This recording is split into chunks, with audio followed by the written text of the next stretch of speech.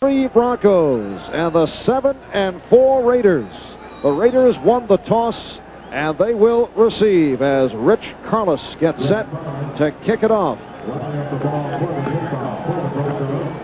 Last week, the Raiders getting by Cincinnati by the score of 13-6 in a very physical game. Only one touchdown in the game. That was Wilson to Allen with just over 2 minutes left on a 7-yard play. And Denver coming off the wild one against San Diego. Sam Seal and Fulton Walker await the kickoff, and we're underway. It is Walker. Flag thrown. Fulton Walker, the one-time Miami Dolphin, runs it out across the 31. A 26-yard return run out by Mike Harden. But here's the referee, Jerry Seaman, with the call. Mike Harden on the tackle for the Broncos. And as you saw, it is against the Los Angeles Raiders.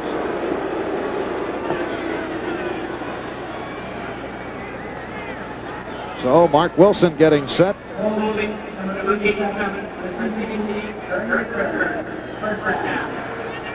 And the Raiders have pushed back to the 9-yard line. Marcus Allen having another outstanding year. The lone rookie there is Jesse Hester.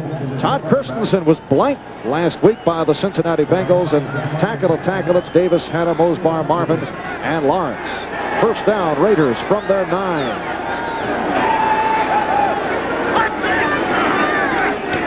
And it's Allen. It was all Marcus Allen last week. Reuben Carter, the nose tackle, and Rulon Jones combining. And up front, Jones, Carter, and Chavis. Rulon Jones with 9 sacks going into today, tied for second in the AFC. Carl Mecklenburg off to an outstanding start with 7 sacks. We'll also see a lot of Ken Woodard rotating with Tom Jackson. Steve Foley making his second start since coming off injured reserve, and Dennis Smith off the sensational day last week. Second down and 5, and Wilson able to loft it out. It's broken up, intended for Allen. Nice touch, though, by Wilson trying to hit Allen. Ricky Hundley, the linebacker, backing up and got a piece of it. Let's check out the Grise scouting report. Marv, one of the things the Raiders like to do is get the ball to Marcus Allen, either running or passing. This play that you've just seen was this Hester, the wide receiver, came to the inside, and Allen went to the outside. The other man they like to get the ball to is Christensen, number 46. And as I mentioned, had their troubles getting the ball to Todd Christensen last week. It's a 3rd and 5 from the 14.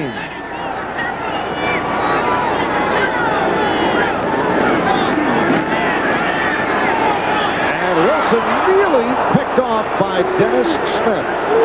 Intended for Christensen. Todd Christensen, as we mentioned, did not catch a pass last week. As we look at Dennis Smith, possibly an injury to his knee.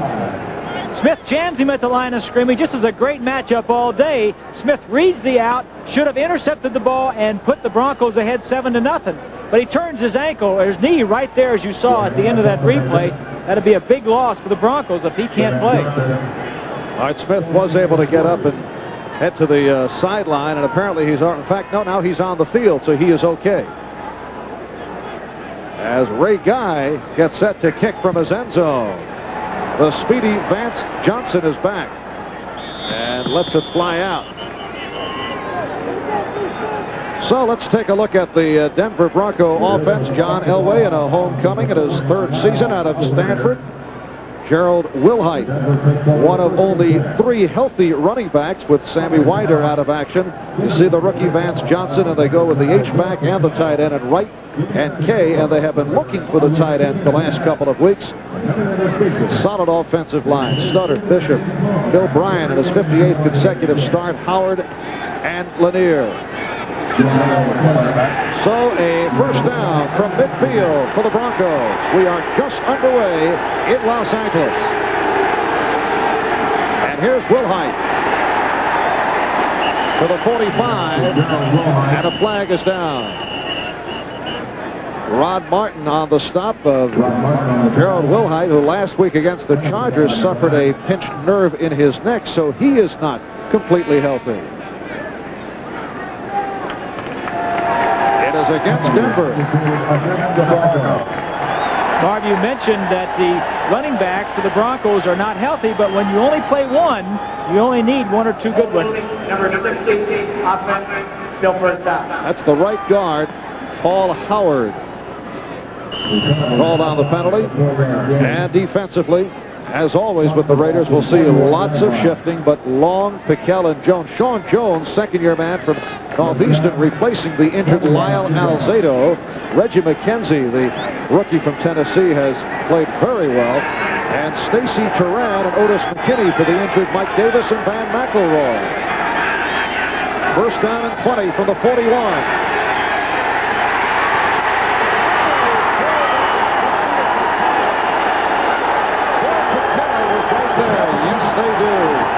Piquel with the sack.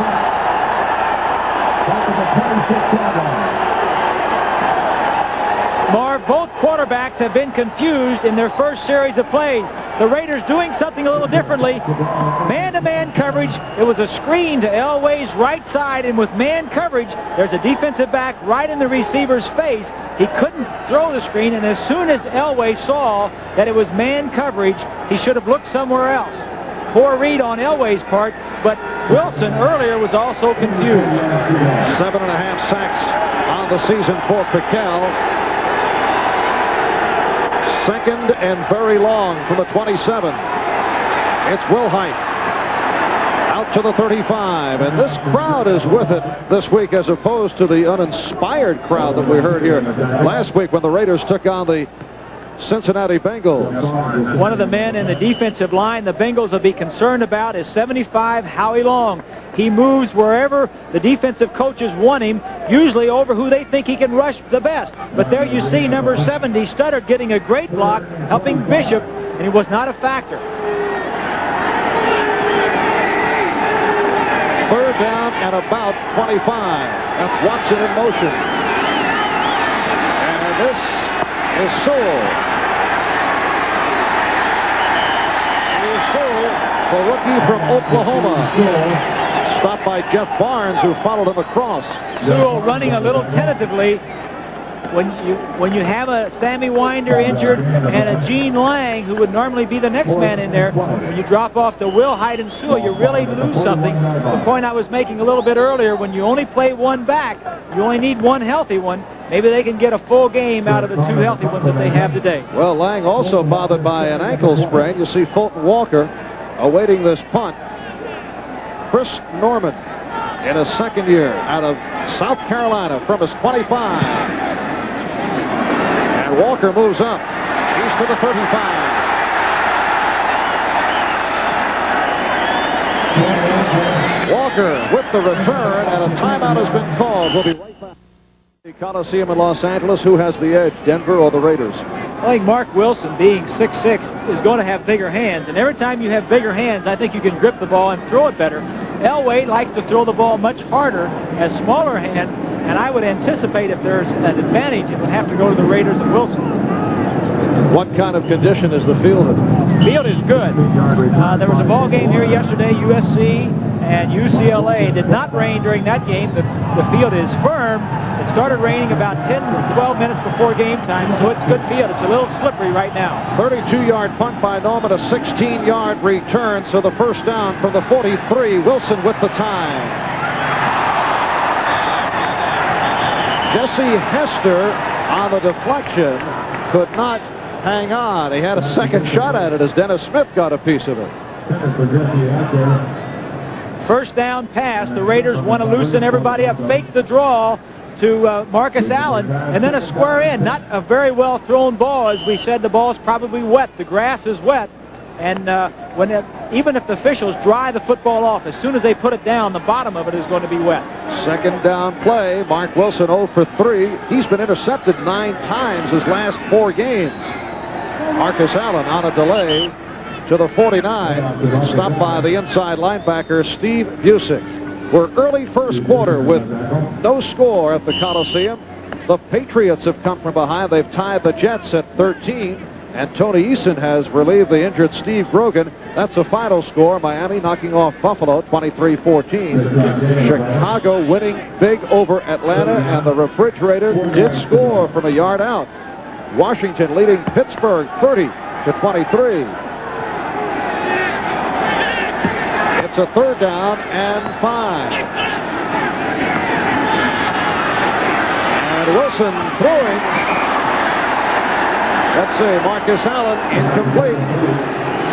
Randy Robbins on the coverage. That tells you a little bit of how Joe Collier thinks of Robbins, to put Robbins on Marcus Allen, one of their top receivers coming out of the backfield. The Broncos going with 6 defensive backs, 4 linemen, and Mecklenburg in their normal defense.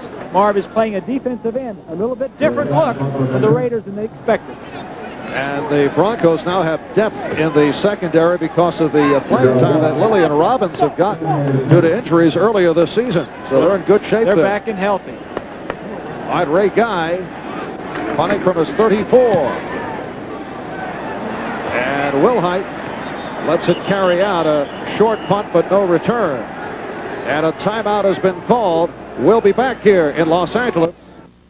Here on NBC Sports, a Thanksgiving special. The New York Jets and the Detroit Lions from the Silverdome in Pontiac.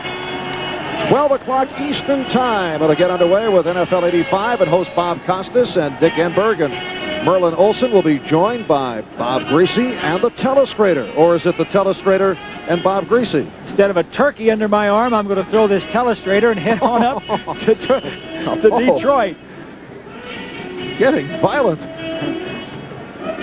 And the Jets and the Patriots now in overtime as the Jets look to the short work week. The Broncos from their 26. No score, 5 minutes gone by in this first quarter. And Elway hands it off to Wilhite. Sean Jones, number 99, in his 2nd season out of Northeastern, the man replacing the injured Lyle Alzado in on the stop. Well, Jay Schrader replacing the injured Joe Theismann, leading the Redskins to the victory, and we'll hear more from Joe Theismann at halftime in a chat with Bill McAtee. Cleveland now tied with Pittsburgh off the victory over Cincinnati. What has happened to that Bengal offense? 2nd down and 9.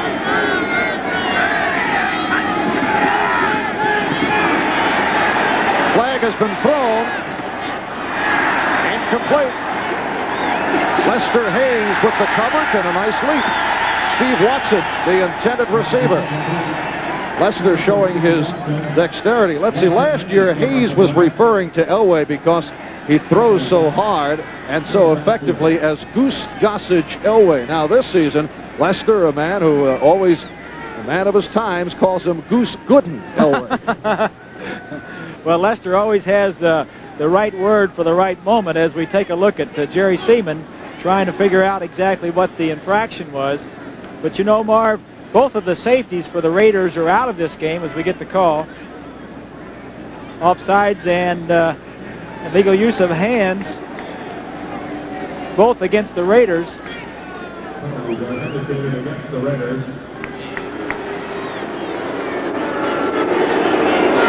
Here's Lester Hayes with a Ronaldo Nehemiah type leap. Very nice. I think he got a little bit of a pull from Watson over there.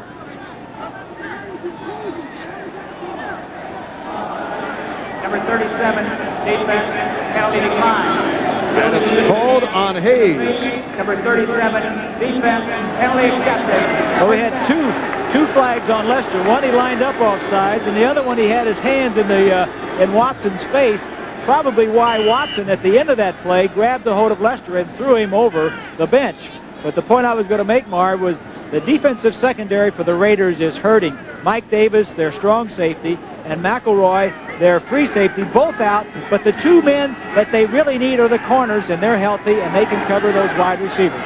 Denver first down from their 32. Watson in motion. And it's to the tight end, James Wright, at the 38. Hayes on the coverage. San Diego in another wild ball game. Leading Houston, they've come from behind. They lead by 35-34. Detroit and Tampa Bay go to overtime, so we have 2 overtime games going. And that's a final. New Orleans over Minnesota 30-23. Cardinals over the Giants in the first quarter. 2nd and 5. Ball spotted at the 37. And again, Elway to his right. Off the screen, he has Clarence Kay. And has a first down. Hayes on the tackle of Kay. It's a well-designed play, Marv. Elway fakes a pitch to his left side and gets the linebacker coming across, and Kay, initially blocking the linebacker, slips out. You take a look at it, fakes the pitch. That holds the linebackers and also McKinney, and now Kay slips out into the to the sideline. You see a trend here. Kay and also Wright catching passes early in the game. John Reeves wanting to throw to people that they don't normally throw a lot of passes to. You mean Dan Reeves? Dan Reeves. Switchboard lighting up immediately. All right, Wilhite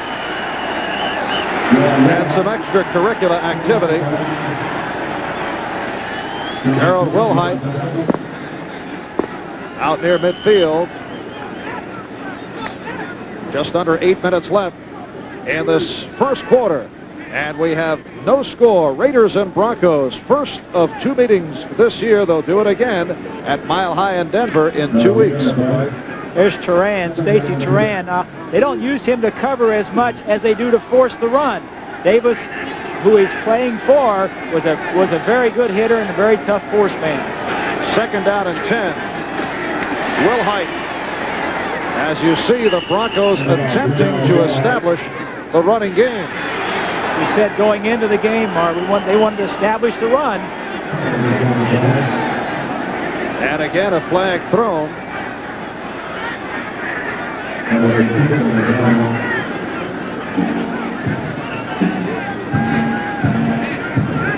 And again against the Raiders. And looks to be Lester Hayes once again. Hayes and Watson were going at each other. Lester very active here in this first quarter. Unnecessary roughness, number 37, defense, first down. That's Willie Brown right there with the cap on, the coach, the defensive backfield coach, talking to Lester, saying just settle down. Willie, with 39 career interceptions, leads the Raiders, but he didn't do it that way. He was always tough and aggressive, just pulling Lester out to cool him down a little bit, but that's the intimidation. That's the way the Raiders like to play. And the Raiders lead the AFC in yards penalized. Hayes called for the personal foul. First down at the 32. And Elway firing for Watson. Sam Seal on the coverage of Steve Watson, the man they call the Blade, in his 7th season out of Temple University. Well, it didn't take the Broncos long. As soon as Hayes went out, here's Seal. Watson's going to run straight up the sideline, and immediately they go to the man that came in fresh off the sideline. Man-to-man coverage. Watson gives him a little move to the inside and then straight down. The ball is just overthrown. The Raider defense did not allow a pass completion for more than 20 yards last week against Cincinnati in what was a tough defensive battle. Very physical ball game. Deep drop by Elway. And that time confusion as Clarence Kay pulled up inside the 20. Elway thinking that Kay was going to run a deeper route to the flag, but with the coverage, he adjusted his route. One of the difficult things about this offense is it has a lot of different reads. You see a coverage, you run a different route. That time Elway read one thing and Kay read another. Dallas in front of Philadelphia in the first quarter, 7-3. And the Los Angeles Rams playing in Anaheim this afternoon, leading Green Bay 7-zip. 3rd down and 10. Elway with time, going the shorter route. Vance Johnson, the rookie from Arizona, with the first down on a 15-yard pass play. Stopped by Sam Seal. What a year he is having. Vance Johnson could possibly be the offensive rookie of the year. This time just tight man-to-man coverage in the secondary. Johnson comes down, breaks to the inside, and then back to the outside. That's why you see the separation between he and Sam Seal, because he started in, Seal thought he was going across field, and then he broke back to the outside. Vance Johnson considered to be the fastest man to come out of the 1985 NFL Draft. First down off that reception at the 18. Here's Wilhite. Reggie McKenzie, number 54, the inside linebacker, on the stop of Gerald Wilhite.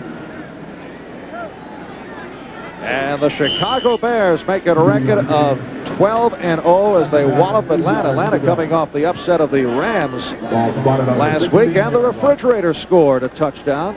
Incidentally, the president of the William the Refrigerator Perry fan club is planning a postseason banquet, Bob, and he said we'll make a real effort to serve only fattening foods. Yeah, fast food, right? 2nd and 8. Elway tried to drill it through, intended for Watson. Haynes on the coverage. John Elway has sung the praises of Vance Johnson for one reason, and that is speed. That allows him to get through. One of the things they like to do is get him through the secondary and take the free safety with him. That opens it up for the other side, the possession receiver, who is Steve Watson. They like to get him the ball right here in the middle of the field. Elway now has a 3rd down and 8 from the 16.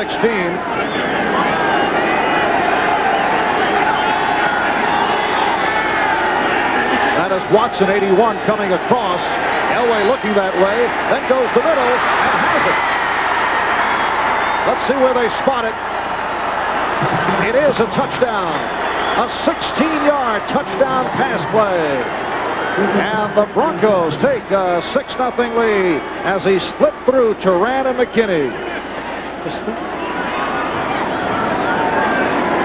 Watch the two safeties now back here. The two safeties are just playing deep now. You'll see the receivers come down. They're man-to-man coverage down here shallow, but the safeties are supposed to help out. Watson will break to the outside and then come back in. There you go, right in front of the safeties. One of the things they missed by having those two safeties out of the ball game. And Rich Carlos connects on the extra point. 11 plays, 74 yards, 5 minutes and 11 seconds, capped off by the touchdown pass to Watson.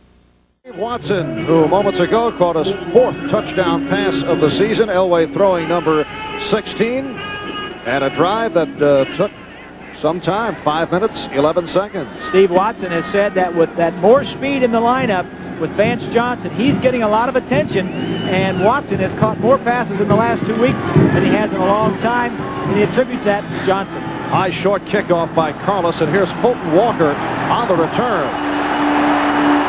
And a good one.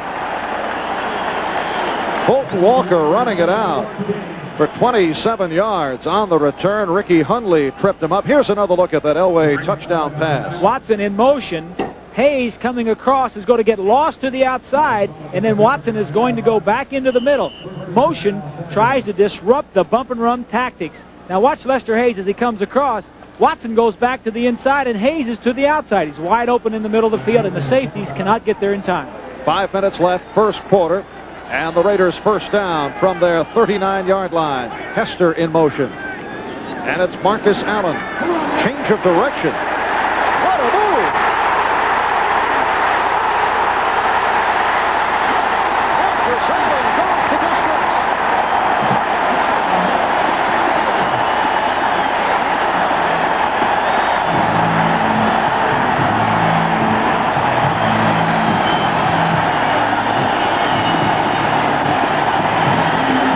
Marcus Allen goes 61 yards off a spectacular change of direction.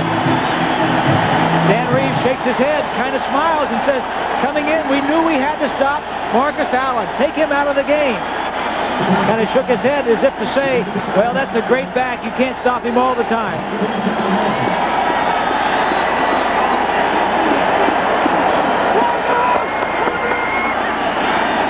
Marcus Allen with 11 touchdowns in all this season. And And that is his longest run in regular season NFL play. We're tied at 7 as Chris Barr puts it right through. Coliseum still buzzing off the 61-yard touchdown run by Marcus Allen. We're tied at 7. Just under 5 minutes left in this first quarter. Marv Albert with Bob Greasy. And Chris Barr with the kickoff. And Vance Johnson takes to the 20, 25. Fumble, solid blocks, a fumble. And the Raiders think they have it.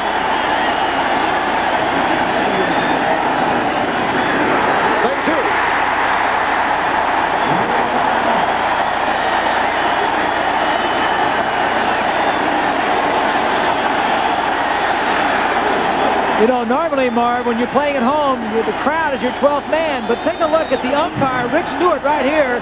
As Allen runs and cuts back, Rick Stewart, the umpire, is going to get a big block on 77 Mecklenburg.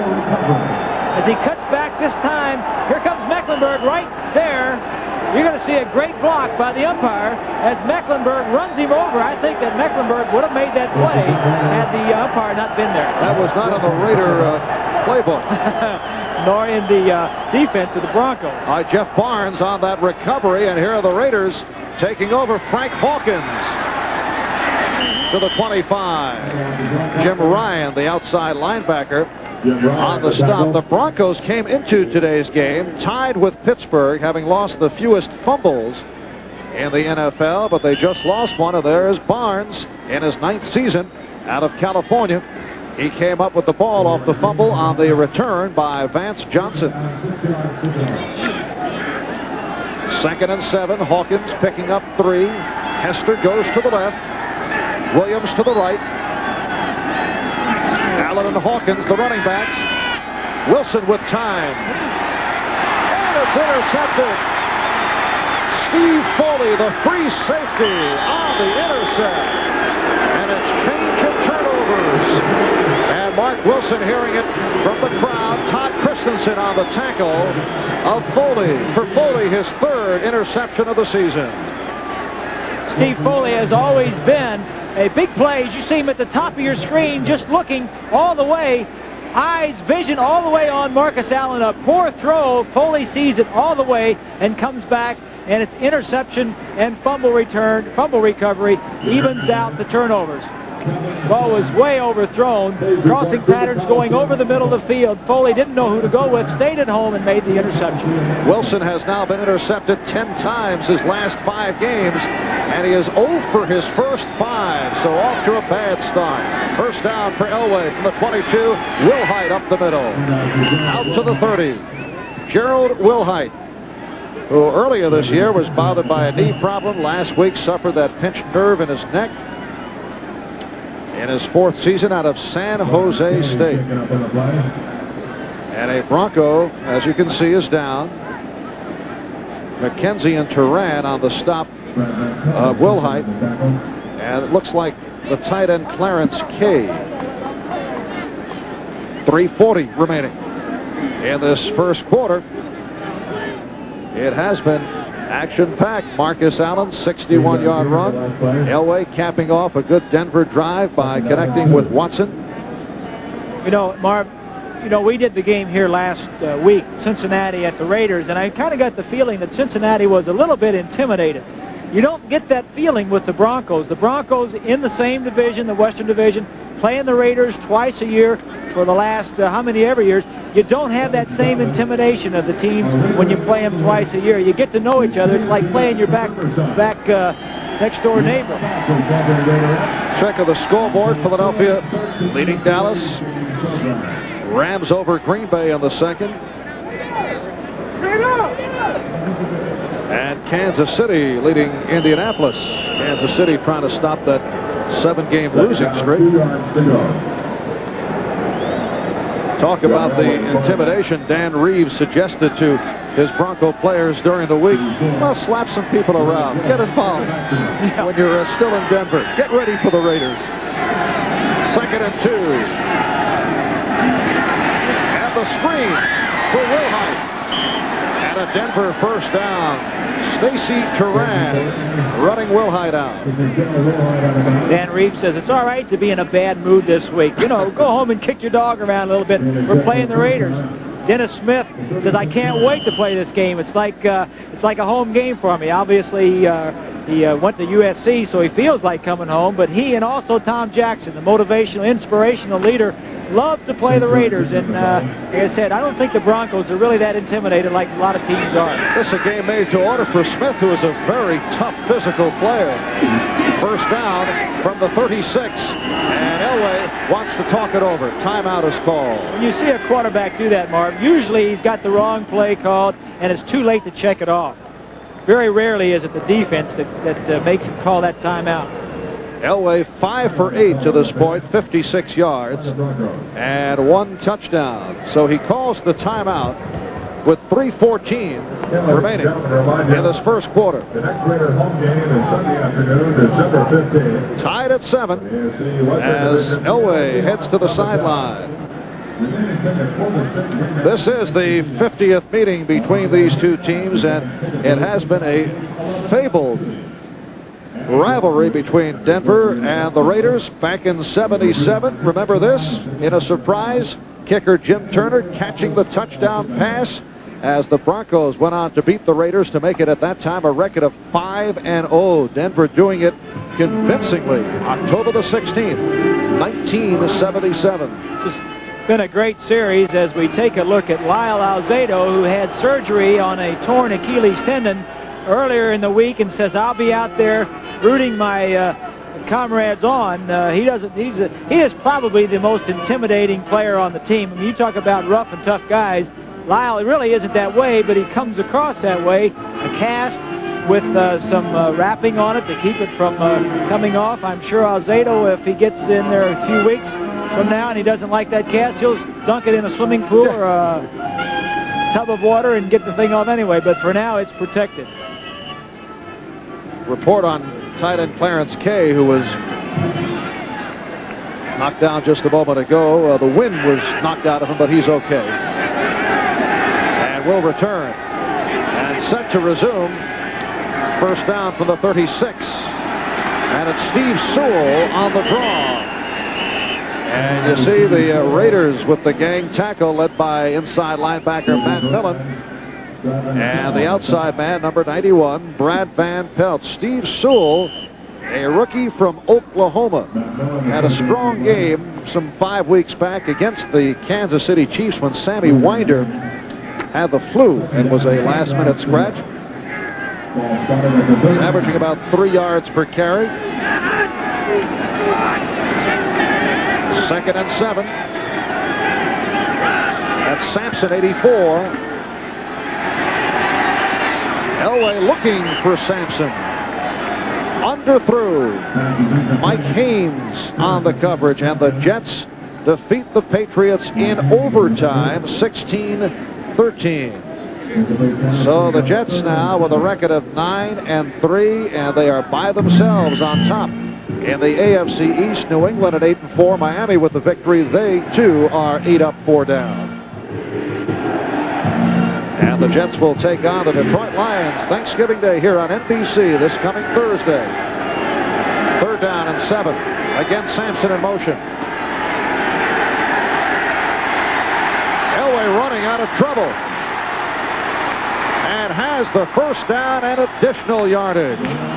John Elway, who averages 5.5 yards per carry, leading all NFL quarterbacks in that department, runs 15 yards for the first down. This is the one thing John Elway has above all the other quarterbacks in the league. Obviously, he's a good thrower and he's got a strong arm, but his ability to avoid the rush and take off downfield and get the first down, smart move to get out of bounds. That is what gives the defensive coordinators around the league all the nightmares when they play the Broncos. The ability for Elway to run. First down at the Raider 46, tied at 7, 2:20 remaining. First quarter. The tight end right, 87 in motion. Will Hyde inside the 40. Good pickup by Gerald Wilhite. McKenzie and Turan on the stop down the freeway. The Rams leading the Packers 14-7. A 98-yard kickoff return by Ron Brown. An 86-yard kickoff return by Ron Brown. Ron Brown going wild for the Rams. Could be the day of the big plays. We had one with Marcus Allen going for 61. 2nd and 2 at the 38. Nice play. Wilhite has the first down. Mike Haynes on the stop. A shot put type release that time by Elway. Well, it's a misdirection play. Watch on your left side, the two tackles, the guard and the tackle pull, and Elway has to fend for himself out there with the defensive end and linebacker. Just gets the ball off. It's plain to see that the Raiders have seen that play before, having played the Broncos for so many times, so many years.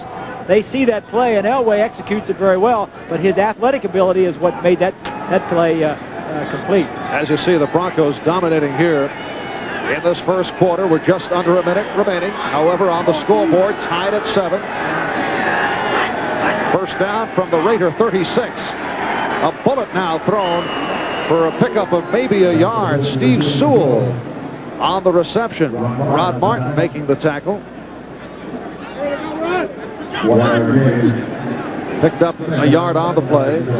It'll be a 2nd and 9. You mentioned earlier on our traditional part of the telecast, the Bob Greasy keys. And you said that the Broncos must establish the run. What are you feeling? Well, I think they're doing a good job of it. They're throwing some on first down, but they're also establishing the run, and they've got a good drive going here. And this is the 9th play of this drive. Sampson, 84, peeling off. And Elway to throw. And Steve Watson upset because he felt he should have made the catch. A penalty flag has been thrown. Lester Hayes covering Watson. Only 2 seconds left in the first why does Jerry Seaman look so happy when he calls the penalties? Well, he's smiling for his mommy, I guess. But again, Lester Hayes on the hold. When you play the bump and run defense and very aggressive, you're going to get it. Watch the grin. Watch this. Holding, number 56, defense, first down. It's Barnes, Jeff Barnes, who is on the call. But here you see Watson inside release. Now he's going to stop and go back to the outside. This ball is thrown over 55 Millen, right in his hands, and just drops it. That's what tight coverage will do to you sometimes. You knew he was going to get hit, and he tried to catch it and bring it down, but they got the penalty instead. And a first down at the 30. 4th penalty called on the Raiders. 2 seconds left in this first quarter. Sewell going to the outside, and the Broncos are running well here in the first quarter. Good blocking inside. McKenzie on the stop. Here is Rich Carlos, and ladies and gentlemen, once again, here is Bob Greasy. Hey, Mar, how you doing? Let me tell you, I'm impressed with the way Elway is throwing the ball. That last time he threw the ball over Millen, the linebacker, he had to have a soft touch on it. The ball is wet out there. It is still raining, and every time the referee sets it down, it's going to get even wetter. So it seems as though Elway adjusting to the conditions much better than Wilson at this point. And we're underway. Second quarter. The Broncos dominating in the first quarter. They now have a 2nd and 1 at the 20. And again to the ground. Sewell fell down, but picked it up. Steve Sewell actually stumbled. And Sewell now headed to the sideline. Wilhite returns. Denver with their 10th first down of the ball game. The Raiders with only 1, and the Raiders able to score with the big play today, which has not been their formula thus far this season. But Marcus Allen able to tear away on a 61-yard run. There's a shot of the ball, the rain coming down. Whenever that center spins it, it gets it even wetter. I always like my centers not to touch that ball any more than they had to. Here's play action by Elway going for the end zone for Watson. Covered by Mike Haynes. Good coverage by Haynes. Let's go back and take a look at the battle in the pits. 75 is Howie Long. You'll see the hold right there, the right hand of Lanier, 76, and 47 is Wilhite trying to help out, but the initial thrust of Long showed that Lanier had a hold of his jersey just long enough to control him and then let him go. Studdard and Lanier at the tackles, Bishop and Howard at the guards, Bryan at center in his 9th year out of Duke. That was a good hold, though. He had his hands inside the framework, but he had a handful of jersey. 2nd down, 10 play. Wilhite, as Reeves continues to concentrate with the running game. I say a good hold, Marv. A lot of times the officials will look for the arm outside the body to try and control you. But if you have your hands inside the framework or inside the shoulders of the defensive man, they don't see it. But if you have your hands out and you grab the jersey, you're controlling him just as well. Of course, it is all point of view. Opponents of the Raiders and Howie Long claim that Long is the best at making it seem as if he is being held by the way that he's able to have opponents hook him. It is a 3rd down and 7 from the 16. Elway on the roll. And fires for Sampson. And has another 1st down. Nice catch by Clint Sampson. In his 3rd year out of San Diego State. Picked up 9. And it will be a 1st and goal for Denver. You're seeing the whole package of John Elway here in the 1st quarter and a half. Outside the pocket gives him more time to throw, and also the defensive backs, as you see right there, they're expecting the ball to come from the inside part of the field. Thought they had good coverage. He's outside in a direct line with Sampson, and the ball was complete. Good play by Elway. Watson to the left, 1st and goal from the 7. That is right in motion. And Wilhite hit by Long. Howie Long saw it all the way. He just can't stop Howie Long. They're going to move him around. Here he's getting inside the block of Lanier and makes the big play. This is what the Raiders need at this point down there. Somebody to come in and stop that running and make some big plays and put pressure on Elway. The first thing you have to do to Elway is contain him, not let him get outside the pocket. Of course, the Broncos have designed rollouts to get him out there, but the thing that the Raiders want to do is contain him because he's much more dangerous outside the pocket than he is inside.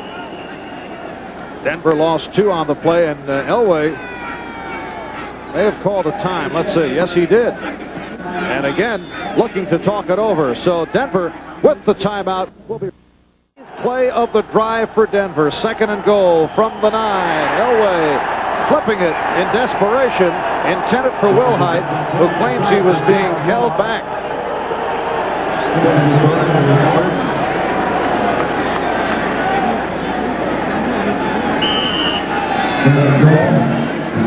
Take a look at here what the Broncos were trying to do in sending their flanker across field and a tight end across field and trying to sneak Wilhite out here. This man right here is going to get in the way. The play action, Turan jams him and then holds on to him a little bit. The jam was legal, the hold was not. 3rd and goal from the 9. We're early 2nd quarter, tied at 7. And a shovel pass. And it works for the touchdown. What a play. Wilhite goes 9 yards for the score.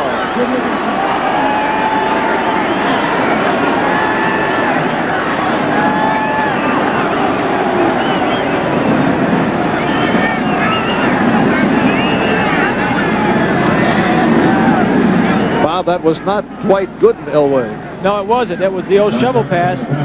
As Watch Elway pull the defensive man to him and then shovel the pass forward. That's where you give your quarterback up to the defensive end so you can get a touchdown. Good effort by Wilhite in forcing his way in. And here is Rich Carlos. Penalty flag thrown. Kick is good. And a marker is down. Denver with a 14-7 lead.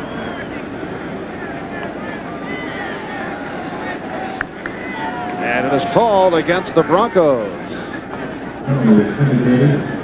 Incidentally, that Denver drive, another long one, 16 plays, 78 yards, and they had the football for 6 minutes and 25 seconds. Tripping, number 87, kicking team, retry, 10-yard penalty. That's an unusual call, a trip on the placement called on James Wright. Harold Wilhite had the good play after the reception of that shovel pass from Elway. So they move it back. And here's Carlos again. And puts it through. 12:24 remaining. First half. Denver now leading 14. The Denver Broncos, and they now lead the Los Angeles Raiders by the score of 14-7. 2.5 minutes gone by in the second quarter. Marv Albert with Bob Greasy, and the kickoff by Rich Carlos. Taken by Fulton Walker across the 30-yard line.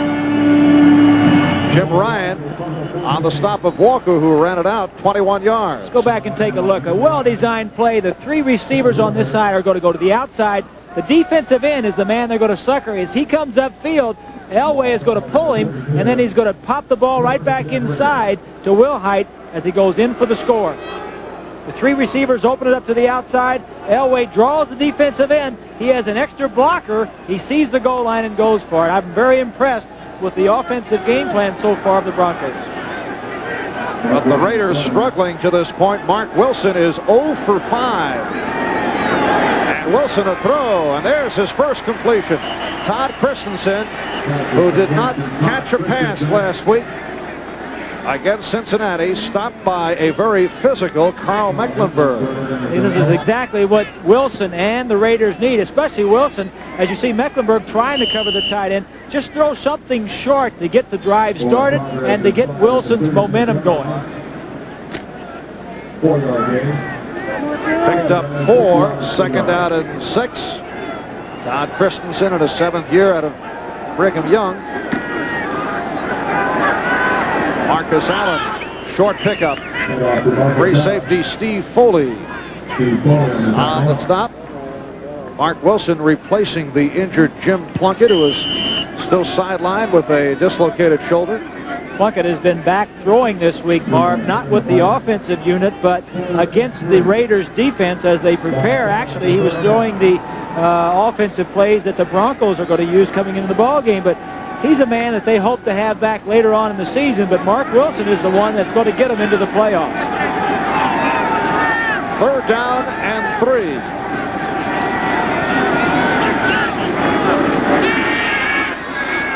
And Wilson goes to middle. Doki Williams on a long gator inside the 35. Brought down by Steve Wilson, a 28-yard play. Good play calling. Tom Flores not throwing the ball deep and not holding the ball real long, as the Raiders have a tendency to do, but a crossing pattern by a wide receiver, Doki Williams, with a lot of speed. Get him the ball, get something going, and now they've got the ball in good field position. Doki Williams has, as you say, the good speed, also has the jumping ability, but he has been inconsistent. Last week against the Bengals, he caught 4 but dropped several. First down for the 33. Marcus Allen picked up a couple. Rulon Jones on the stop. 5 carries, 77 yards for Allen, 61 on that touchdown run. 75, Rulon Jones throws the tackle. Davis out of the way, gets across and gets a piece of it. Jones probably having his best year of his career. Dan Reeves says he's been steady all year and just having an outstanding year. 9 sacks for Rulon to lead the Broncos. Last year led with 11. 2nd down and 8. Deep drop by Wilson. And again the completion for a first down to Doki Williams. So Mark Wilson, after going 0 for 5, has caught fire. I think what has happened, Marv, is that the offense has kind of said, hey, we've had a long rest on the bench. Let's go out there and execute some plays. You don't need a lot of skill to do this. Good protection. Doki goes down and gets position on the defensive back and comes back to the ball. The only way Wright was going to get there was to interfere. Good play by the Raiders. 14-yard advance Vance. And a first down at the Denver 17.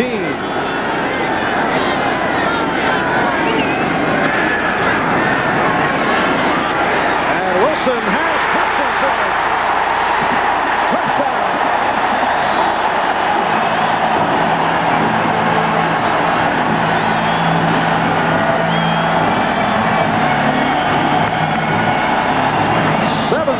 Yard pass play, and what a series from Mark Wilson and the Raiders. Watch this move, and out and up. You saw him look back, and that was the key. When he looked back for the ball, Wilson thought the ball was coming. Now that's, that had to come from some film study during the week for them to know that that would work down in that area of the field. I'll tell you a little bit about the character of the Raiders, having the ball stuffed down their throat the entire way. The offense comes back and not doing much and puts a score on the board. And Chris Farr trying to even it. And does. 6 plays, 68 yards, a quickie drive, and we're tied at 4. Combining with Mark Wilson to tie the game up at 14, 8:45 remaining in this first half, and Chris Farr getting set to kick it off. Christensen not very happy last week when he didn't catch a pass. Thought he was open a few times, has already caught 2, and really 2 big plays to get that offense back in gear. Vance Johnson, Daniel Hunter, back deep.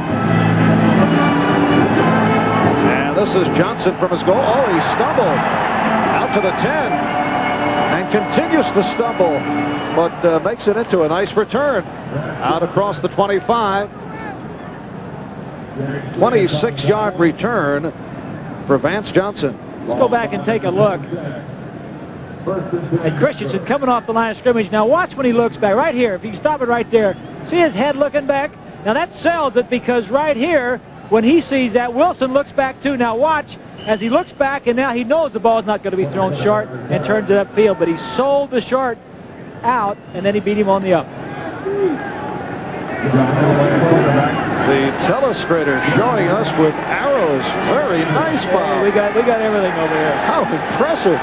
Will the arrows show up on Thanksgiving Day for Dick and Merlin? James Wright. But a penalty flag is thrown right on the reception run out by Reggie McKenzie.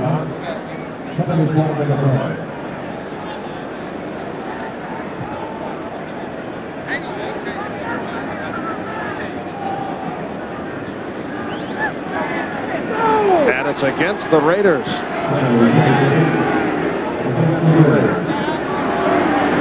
So once again, the Raiders are hit with the call. Illegal use of hand to the face, number 22, defense, penalty decline, first down. That's Mike Haynes, the right cornerback. He said, me? Was it on me? But I tell you, Marv, it's the style of the defense. It's aggressive, the bump and run, the wide receivers. Denver's defense is not that way. It's more of a bend but don't break. And I think the Raiders, having had 5 Pro Bowlers on the defensive team, is more of an individual type of defense. The Broncos have excellent players, but they don't play the same style, so they really don't get the recognition that some of the Raiders do. Will Height, the lone deep back. Johnson in motion. And here's Will Height. Across the 40-yard line, Matt Millen making the tackle. There's Matt, number 55. Fiery player, hasn't missed a game in 5 years in his 6th season out of Penn State. He loves to play. He says after a ball game, sometimes he says, I can't sleep. He's actually, after they shoot the films of this game, they'll go back and develop, and he'll go back to the training facility and wait for the films to come in, because he can't wait to see them. Loves to play the game. 2nd down and 5. And Will Height trying to make the turn, but hit for the loss. Rod Martin, the outside linebacker, and the strong safety, number 30, Stacy Turan, getting to Will Height. Paul Howard, number 60, will pull to the left side. Now Jones, 99, makes the play. Long tried to get in there, but everybody pushing it back into the defensive secondary, and Turan gets to come up and finish it off and get credit for the tackle. But Jones and Long were both in there to help stall the play. 3rd down and 9. Wilhite now 11 carries, 35 yards. Elway trying to get out of the pocket, but brought down across the 35 by Jeff Barnes. So Jeff Barnes, who had that fumble recovery earlier, now able to get to the quarterback. Jeff Barnes in there because of his ability to cover on passing situations. Made a big play because if Elway breaks that tackle, everybody else in the secondary was turning and running deep, and Elway would have run for 15 or 20 yards and would have picked up a first down. Chris Norman, who has come on in recent weeks after hearing the criticism earlier in the season, had a turning point game, an outstanding game against Seattle 5 weeks ago. A line drive, Fulton Walker on the return. Breaks tackles, and then smothered at the 37. 34-yard punt, 8-yard return. Simon Fletcher leading that Denver coverage. This telecast is presented by authority of the National Football League, and it is intended for the private use of our audience. Any rebroadcast or other use of this telecast without the express written consent of the Los Angeles Raiders of the National Football League is prohibited. Raiders coming off the 6-play drive leading to the touchdown, led by a hot Mark Wilson after he went 0 for 5. Start up from their 37. And it's Allen, stopped for a loss by Carl Mecklenburg. The Broncos defensive coordinator Joel Collier mixing up his defenses. Mecklenburg is the key. Sometimes he'll be in the line. Sometimes he'll be at a linebacker. He'll be anywhere in that defensive line, and they're doing a good job mixing it up. Jim Plunkett on the sideline, smiling. Hopes to get back in a couple of weeks and possibly help this team later on in the season. Plunkett out with a separated shoulder. And his replacement, Mark Wilson, has a 2nd and 11. And has time. A bullet. And Allen to midfield for the first down. Well, Wilson gambling as he drove that one through a couple of defenders and hit Allen. Exactly, Marv. In between two defenders, right over the field. You see him looking at him. Whenever you look at a receiver that long, bad things could happen as far as the offense is concerned, but he gets it in, breaks 2 tackles, and gets upfield. When you look at a receiver, also the defensive backs who are looking at you are going to go to that receiver, and he got it in there. At least 1 catch for 39 consecutive games for Marcus Allen. And now Allen on the ground, picking his way for 5. Reuben Carter, the nose tackle, making the stop. It'll be a 2nd down and 5. Reuben Carter, 68, and Mosbar, 72. The fight goes on in the middle as you see Mosbar with a handful of jersey. But that's where the running game starts and finishes as far as the offense and defense. If you can control the nose, you can run up the middle. And if the nose man controls the center, then you're going to have a guard from one side or the other, double team on the nose and on the nose, and you're going to have somebody open to make the tackle. 2nd and 5 for the Raiders. That's Allen peeling off. And Wilson going deep for Hester. And that was a sure touchdown, but Hester could not hang on. You see the disgust in Mark Wilson's face. He has taken some abuse from the fans for the last several weeks. You can't throw it much better than this. It's a little bit to the inside, but Hester is already beyond him, so it's all right. You've got to catch these balls. He had it, but he didn't hold on to it. Crowd reacting because the play that you just saw was also shown on the huge screen here at the Coliseum. Well, this is what we said in our opening, that the wide receivers, that the Raiders have always had good ones, are not making the big plays this year. 3rd down and 5. And Wilson is stopped. He could not get away. Mecklenburg with the ankle tackle. Mecklenburg moving around. This time is the right defensive end along with Rulon Jones. Jones comes outside and Mecklenburg goes inside, and that forces Wilson out. This is the big difference, Marv. When I started playing, you could outrun those defensive linemen, and when I quit, you couldn't. I don't know if they got faster or if I got slower. Probably a little of both. Let's see, using yourself as the measuring stick. Mecklenburg now with 8 sacks on the season. And the punt by Ray Guy.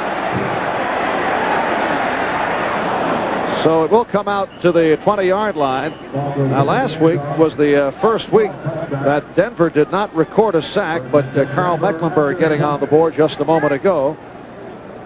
With 3:48 remaining in this first half, we're tied at 14. It's the elbow of Mark Wilson. When he went down that last time in the sack, he kind of grabbed his arm. I think what he did is he jammed his arm and shoulder when he hit the ground, and they're looking at that left shoulder of Mark Wilson.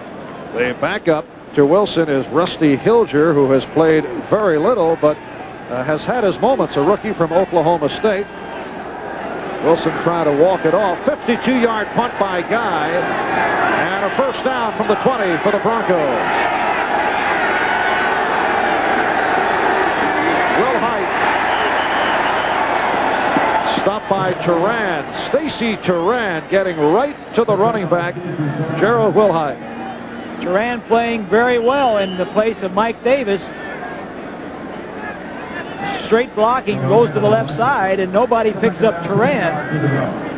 That was one of the concerns with Turan and also McKinney filling in for the 2 safeties.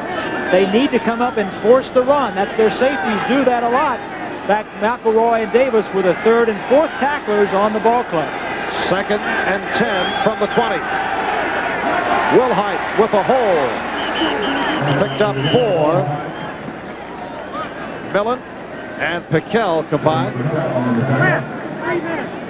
On the scoreboard, Phil Simms just hit Lionel Manuel and a 10-3 Giant lead in the second quarter. 31-yard touchdown pass. Dallas leading Philadelphia, so Dallas at 7-4 and the Giants at 7-4. The Rams playing at Anaheim today, leading Green Bay 14-7 off those Ron Brown kickoff returns. One for 98 yards and another for 86 yards. 3rd down and 6 from the 24. That is Watson in motion. And again the shovel. And it's incomplete. The Raiders claiming it should be a fumble. That was a very dangerous maneuver by Elway because a lot of black jerseys were there.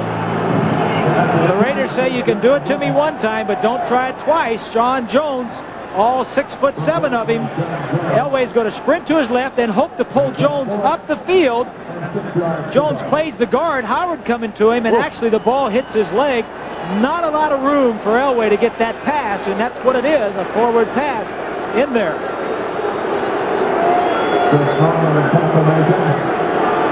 And on 4th down, Chris Norman will punt from his 9. 3rd punt of the day. Fulton Walker back at his 40-yard line. And a short punt, but gets the roll. Penalty marker is down. We're down to 2:12 left in this first half. Norman will be credited with a 43-yard punt. But let's see what the call is here. Referee Jerry Seaman.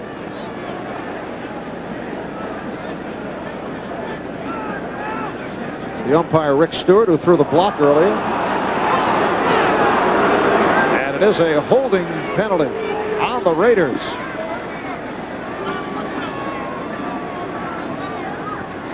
As long as that is after the kick, then the Raiders will maintain possession of the ball. But if that was before the punt, then the defensive holding would be an automatic first down. Obviously, the Raiders are to keep possession, so it must have been after the punt.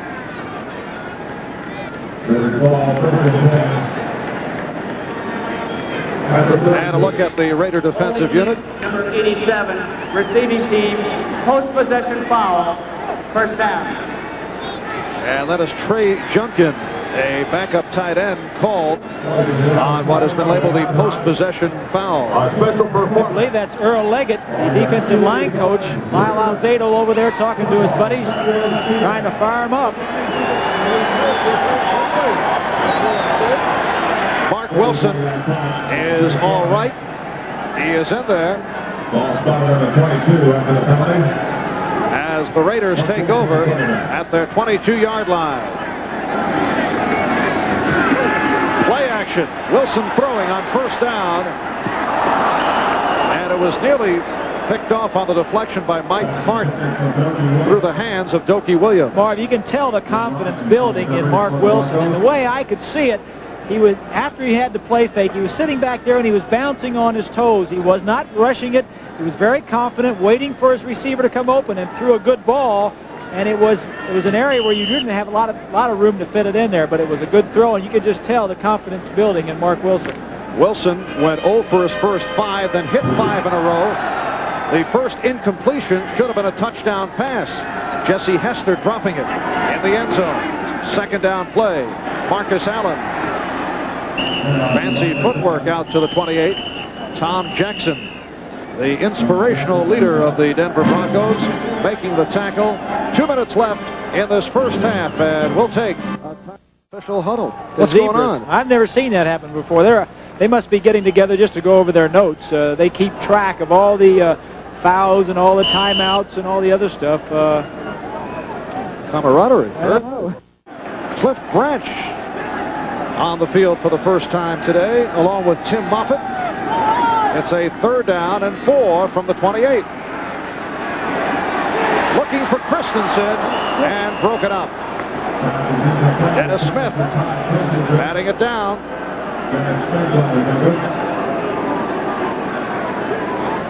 Here you see Christensen and Smith, the battle that we thought would go on all day. Now the wide receiver comes inside.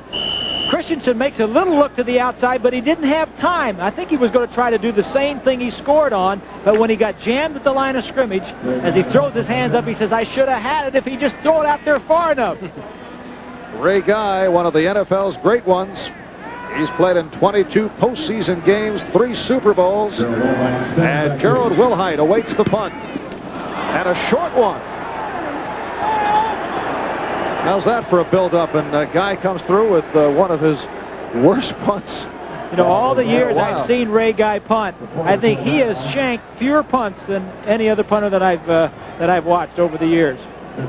Take another look. The snap was perfect. He knew it was a bad punt right off the bat. 13-yard punt for Ray Guy.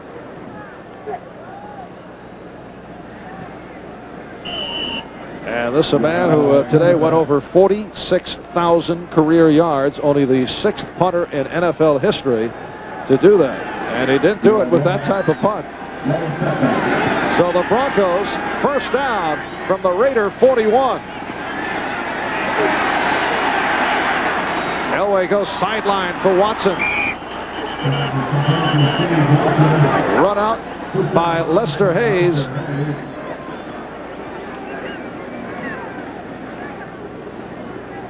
Minute 38. It's a great matchup, Marv. Watson, the fine possession wide receiver, going against Hayes and Haynes, 2 of the best bump and run defensive backs in the National Football League. It's interesting because a possession receiver like Watson, and then on the other side you've got the speed of a Vance Johnson. Broncos first down from the 31.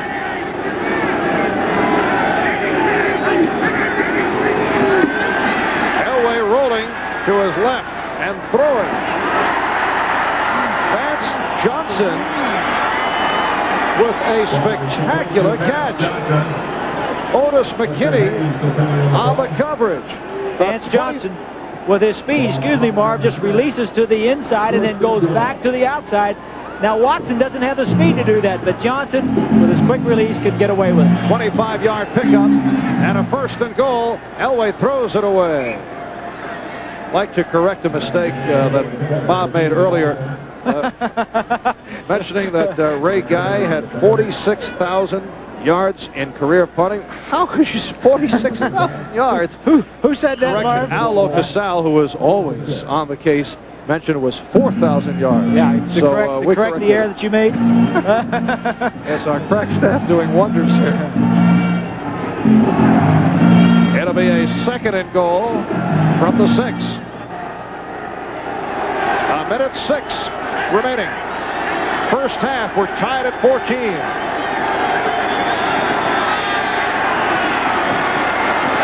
Elway, what a play! Rolling right and throwing left for the touchdown to Clarence Kane.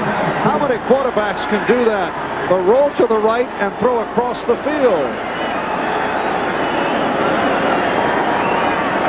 They probably work on this play a lot in practice, and probably not too often does he throw it way back over to the left side. His primary receiver falls down in the end zone. Now he has two other ones, and the arm to get it back all the way across field is something that only Elway, probably one or two other quarterbacks in the league, could make that throw. An extraordinary play with 59 seconds remaining in this first half. And here's Rich Carlos off the high snap. And Denver now by 7, 21-14. I can take another look at this touchdown as Elway rolls to his right. Watson in the end zone falls down. When he sees that and the other coverage to the right, he says, I've got to go to my outlet, way back over to the left side of the end zone, and Kay makes the catch. A lot of time when you roll out, defensive backs hate this when a quarterback outside the pocket, because then they have to cover their man for 5, 6, and 7 seconds. They never thought that he would throw the ball all the way back to Clarence Kay since he was almost over to the other sideline. And the kickoff by Carlos, taken by Walker. This is Fulton Walker. Across the 30.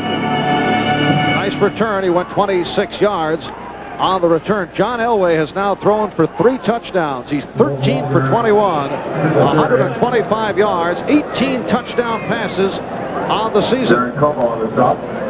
You may recall Elway went through that drought. He went some 4 games several weeks ago where he did not throw a touchdown pass, although Denver was in the process of winning. And he has not played well, really that well, against the Raiders in his brief career. No touchdowns and 3 interceptions in the 3 games that he's played against them. Wilson throwing, first down. Flag is down. The intended receiver, Jesse Hester. Dennis Smith, stride for stride. Dennis Smith covering on the play. Penalty flag number 2. And a penalty will be indicated by the referee, Jerry Seaman. It is against the Broncos. Penalty is indicated against the Broncos.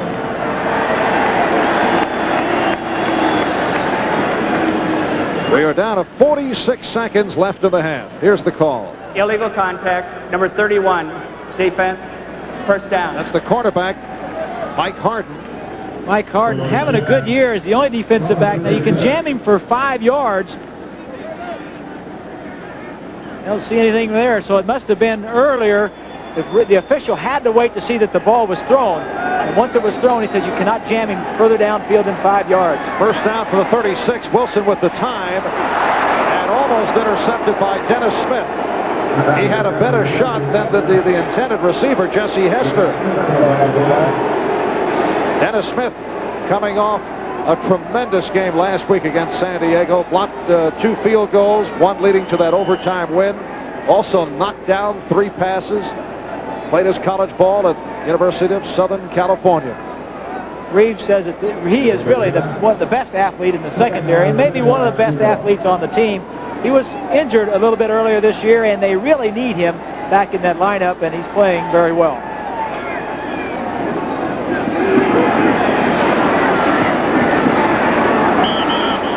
That is short of the first down. Hester on the reception. We are down to 30 seconds remaining in the half, and a timeout has been called.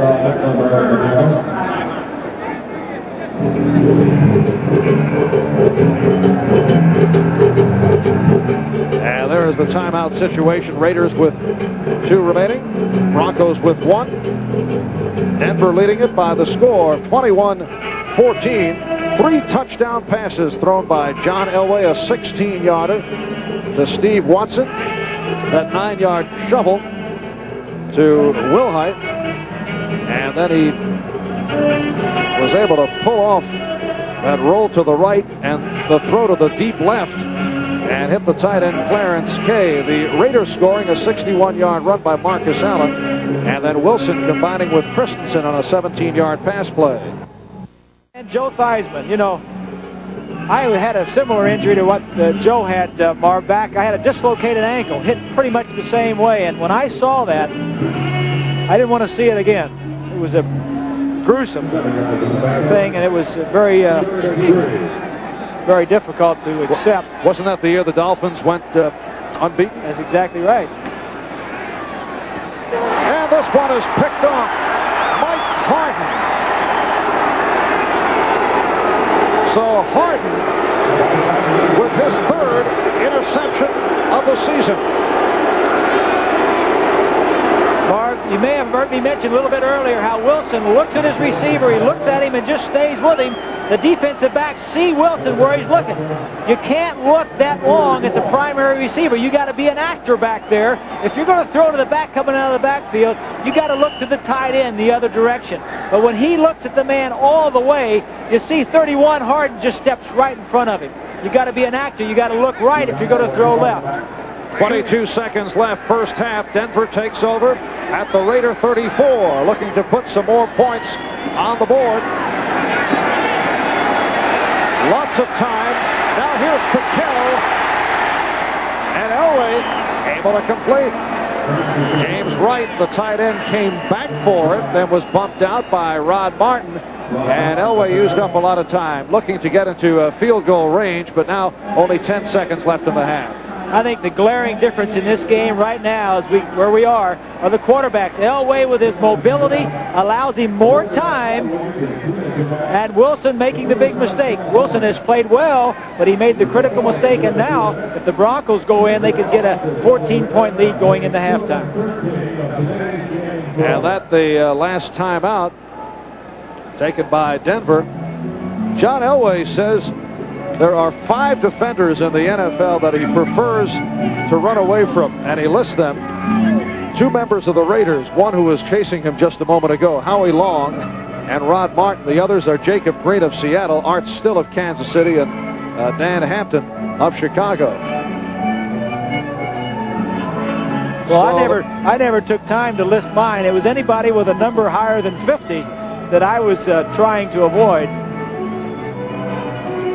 And Denver, with 10 seconds remaining, no timeouts left, will attempt the field goal right here. Rich Carlos, a man who last year beat the Raiders at the Coliseum with a 38-yard field goal in overtime. Last week against San Diego, hit from 34, missed from 28. Has a 49-yard attempt. He is 0 for 5 outside of 50, but has succeeded between 40 and 49. And this one is no good. So Carlos not able to hit from 49 yards away. And 4 seconds remaining in the half as we take a look at the reaction of Rich Carlos. Well, just curving a little left outside the left upright. Kubiak doing a good job to get the ball set up for him. It was Carlos with a 34-yard field goal with 5 seconds left in regulation last week that sent the game into overtime against the San Diego Chargers. 4 seconds left, and that will do it. And you know the crowd all over Mark Wilson, who missed his first 5, then hit 5, but has not had a good second half underway as the kickoff by Barr carries out of bounds. So they will do it again as we check out the first half statistics. You see the turnovers, 2-1. The Raiders only 6 first downs. Time of possession is big for the Broncos, and 6 of 16 for Mark Wilson. First half, I think, has been pretty inconsistent. That's about the way he came into the game. There were some spurts where he played very well, but then the other times, not so well.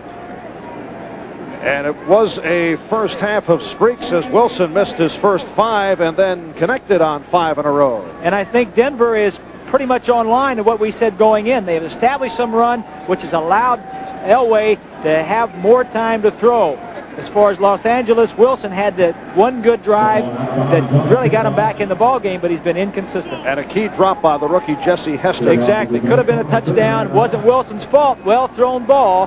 But that's been their problem, as we alluded to at the top of the show. Elway 14 for 22, 128 yards, 3 touchdowns. Will Height has run 13 times for 39 yards, and he's caught 3 passes. And Marcus Allen, 88 yards on 8 carries, 1 for 61. So it carries right through, and they will bring it out. The Denver Broncos, with a record of 8-3, they've won 2 in a row by virtue of wild endings over San Diego and San Francisco. While the Los Angeles Raiders 7-4 last week, getting by Cincinnati 13-6. Next Sunday, Raiders will play in Atlanta next Sunday. Denver will be at Pittsburgh, and then home for the Raiders at Mile High on December the 8th. First down at the 20. And it is Gerald Wilhite. Stopped by Matt Millen.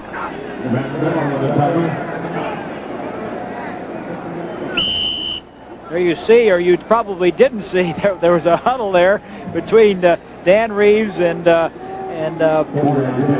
Gary Kubiak, giving the signals to the quarterback, and they try to shield him from the other side so the Raiders can't pick him up.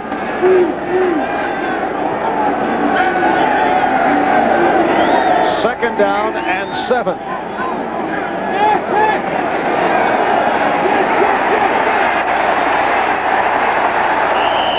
Saw his receiver covered, coughed it up after the whistle. Sean Jones, the right defensive end, getting to John Elway. To see good protection in the offensive line. Elway drifts that way, which is really hurting the protection. Had good coverage downfield. 2 receivers were breaking to the outside, and one was trying to break to the inside to shake loose. And that time, the defensive backs were jamming him, and they didn't get through. Well, Jones gets credit for the sack, his 5th of the year, 3rd for the Raiders today. Looked like the receiver, Vance Johnson, was knocked down. 3rd down and 7. Watson in motion. And the swing for Sewell. He tried to turn up to pick up the first down, but could not. Jeff Barnes and James Davis would not allow it. So the punting unit checking in, led by Chris Norman. Lester says, I got my man. Takes him all the way out. I don't know about that, Marv. That might be a little extracurricular activities. I mean, he jammed him within the 5 yards, but then he took him 10 yards out of bounds. That's Lester believes in finishing plays off. Finishing him off. He did that. 4th punt for Chris Norman. And Fulton Walker at his 40. Good coverage by the Broncos, led by Daniel Hunter. First-year man from Henderson State, 35-yard punt and a 6-yard return. And here's Mark Wilson. And the Raider offense are back on. Bruce Davis, Henry Lawrence at the tackles, Charlie Hanna, Mickey Marvin at the guards, Don Mosbaum at center. Yoki Williams to the right. Running backs, Marcus Allen, Frank Hawkins. And here's Allen. Good block by Hawkins. Carl Mecklenburg on the tackle of Marcus Allen. What a durable back this man is right here, Marv. I'll tell you, he always gets the ball. He carries it so much. As we take a look at Joel Collier in the orange cap, the defensive coordinator, the man who has been around for a long time, and as Dan Fouts said last week, he says week in and week out, every time I play the Broncos, they are always the best coached defense that I play against. 2nd down and 5. And Allen short of the first down. The free safety, Steve Foley, on the stop.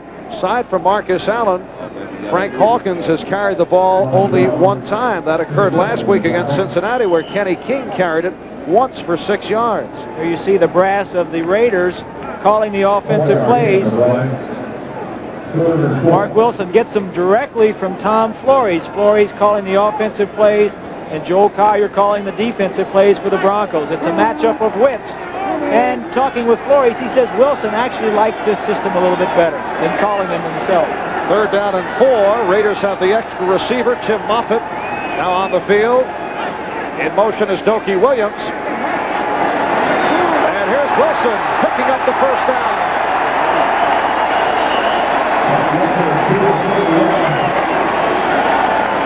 Well, Mark Wilson was given the center of the field, and he took advantage. You see the linebacker, 52, Woodard, run out of your screen. He's going to cover a man, so everybody's got a man downfield, and there's no one left to cover the quarterback. Take a look at the line play. Mecklenburg, 77, gets upfield. He and Jones are too far upfield, and Wilson says, I'm going north, and see you later. Picked up 10. Allen led by Hawkins. Allen breaks the tackle. Steve Foley could not contain him. And the Raiders now deep in Denver territory. What a great, great player this man is. I alluded to it a little early. Very durable. The Raiders lean on him. He has got to be one of the best running backs in the game, not only for his running ability, he can throw the football, and a great receiver coming out of the backfield. In fact, coming into this year, he had caught 4 more passes in 26 of the 41 games that he played in. Great receiver, great talent. 28-yard run, puts him over 100 on the day, as you saw. And they go right back to him. Steve Busick on the stop. You know, Marv, one of the problems of having such a good back is, as Allen in the backfield, you have a tendency to go to him too often. You don't want to go to him too much, but by the same token, you want to get him the ball so he can do some things with it. But you got to have that fine balance where you don't overuse him, but yet you don't underuse him. Do you think they overuse him? I think they're overusing him. They're depending on him too much. They need to spread the load, but the wide receivers have really let him down. They're just too young, and they haven't come through yet. Picked up 2, 2nd down and 8, down at the 12. The swing, it's Hawkins. Close to the first down marker, but short of a first down. Foley on the stop of Frank Hawkins coming out of the backfield. Dan Reeves has complete confidence in Collier in calling the defensive signals. He just handles the offense, does Reeves, as you see. Wilson looking downfield and then comes off to a secondary receiver.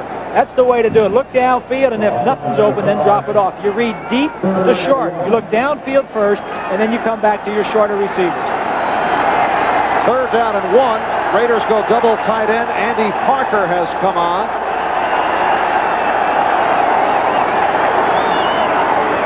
And here's Allen for the first down. Inside the 5. It'll be a 1st and goal at the 3. Busick on the stop of Marcus Allen.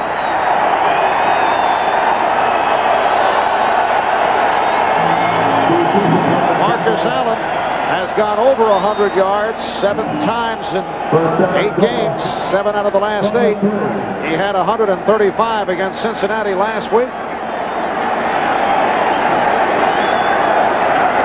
Right now, the Raiders 1st and goal from the 3. Play action with time. Has a man open. Touchdown. It's Trey Junkin.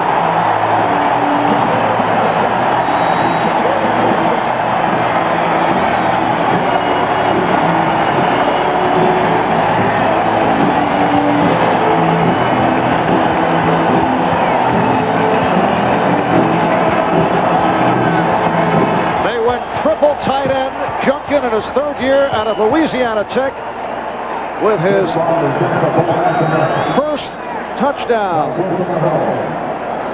His 2nd catch as a pro. Used to be a linebacker. He probably caught more passes being a linebacker than he has as tight end. And Chris Barr has tied it at 21 with 8:55 left. Third quarter from the Coliseum in Los Angeles. The lights have been on right throughout. Denver and Los Angeles tied at 21. 8:55 remaining. Third quarter. The kickoff by Barr looked to surprise the Broncos. Let's see. It went the 10 yards. And the Raiders have recovered. Looks as though Chris Barr makes the reception. It was Barr who came up with it. Watch the middle. There's nobody for the Broncos in the middle. He just kicks it 10 yards and says, I'll go get it. You defend me. And the two Raiders knocked the Broncos out of the way. Something that they obviously felt coming into the ball game from their film study, that the Broncos leave too soon to go back into to their blocking. A good play and beautifully executed. So the Raiders get it back. And here's Allen.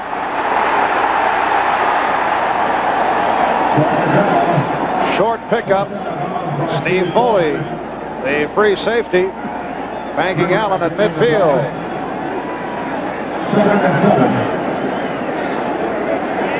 The touchdown. Let's go back. Here is Junkin. He is blocking on the play. They wanted to throw it to this side over here.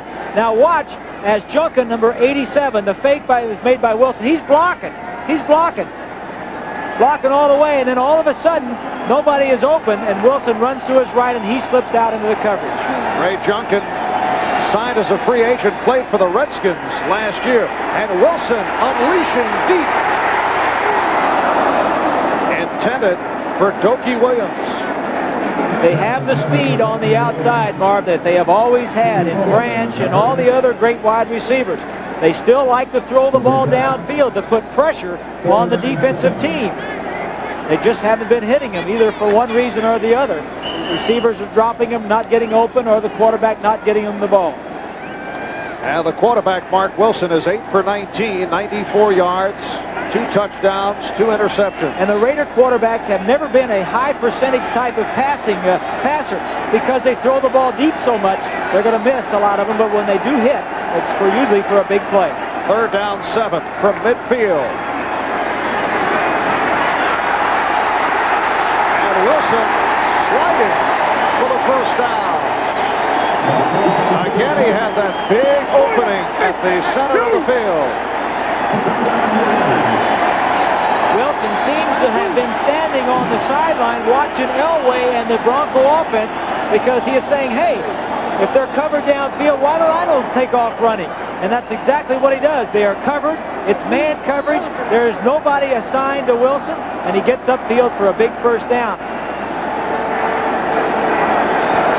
9-yard pickup, so he has run 3 times for 18 yards. First down at the Bronco 40. Allen finding the hole inside the 35.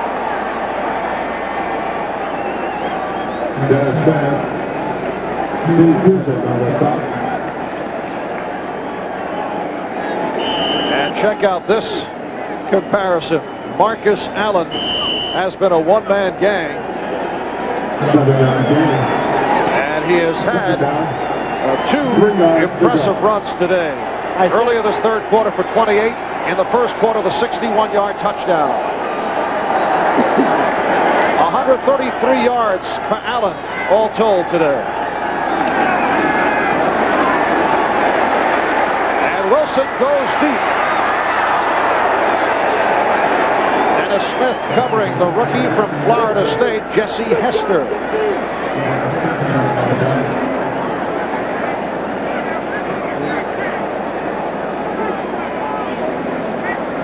Take a look right here. We see a shot of the line, but watch Busick. Now, there are times when the defensive linebacker covers the back if he comes out, and there are times that he just blitzes. Now, he is supposed to cover the back if he comes out. Now, watch him. He says, well, you're not coming. I'm going to blitz. Whoa, wait a minute. You are going out. I better get back and cover you. The little games that go on in the defensive line and linebacker. And a good hit by Barney Chavis on Mark Wilson. Third down, 3.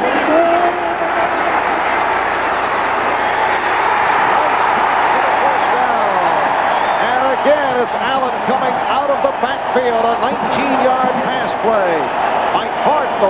corner on the stop, and the Raiders are hot.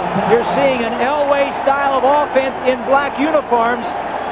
Wilson dropping back and getting outside the pocket because of the pressure from Woodard. Throws the ball to Allen. Harden says, I thought I had him covered pretty well, but I can't cover him for 5 or 6 seconds. Wilson getting outside the pocket and making some plays. That was not by design, that was by necessity. First down for the Raiders at the Denver 14. Tied at 21. And this time Allen is stopped. Tom Jackson, the outside linebacker, and Rulon Jones, the defensive right end, combining. See Joe Collier looking into his defensive book. Now, what do they like to go to on second and 9 or 10 yards inside the 15-yard line? It's all in that book. He's got it programmed what the Raiders like to call in this situation, and he'll signal his defense accordingly. On the other side of the field, Tom Flores, calling the plays, knows what the Broncos like to do in this situation, and he'll call a play that he likes against that defense. Hawkins and Allen are the setbacks. He has Hawkins on a swing to the 15-yard line. Picked up a yard. That was it. Check of the scoreboard. The Giants in front of St. Louis now 20-3. Phil Simms throwing a second touchdown pass, and Dallas and the Giants keeping pace, both coming in at 7 up and 4 down. The Rams playing at Anaheim today down the freeway. Lead Green Bay 21-17. Kansas City over Indianapolis in the third quarter. Raiders 4 for 4 third down situations in the second half. And Wilson pegs it. Christensen close to the marker. Mecklenburg on the stop. And you saw Wilson indicate just short. Let's see. Take a look. Smith, man-to-man coverage. Christensen set up like he was blocking initially to try and get Smith's attention away from him. You'll watch Mecklenburg, 77, dropping back in the coverage. It's zone coverage. He's helping out anybody he can. The impressive thing, Marv, if you saw Wilson drop back, that time he looked to his left to look off the defensive backs and then through to his right and Christensen. He knew where he wanted to go. He was just decoying until he was ready to throw the football. Raiders going for it, 4th and less than a yard. And the Raiders pick up the first down. So the hurdle move. I think you have an injured Raider down there, Marv. As we take another look from ground level, kind of surprising to see Hawkins carrying the football and Allen doing the blocking.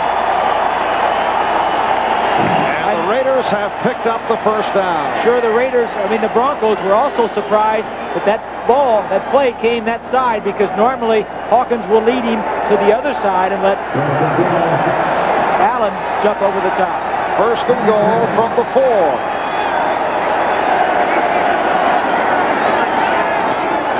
It's Allen. Close to the goal line. Lewis Wright able to keep away. We'll take a look at Allen. This is the play I thought they would run before, and I'm sure the Broncos thought so too, with Hawkins leading and Allen going across the formation. And a second and goal from the 1. Denver 21. Los Angeles Raiders 21. They line up in the I now. And the bootleg, and Wilson has it. Touchdown. Beautiful fake.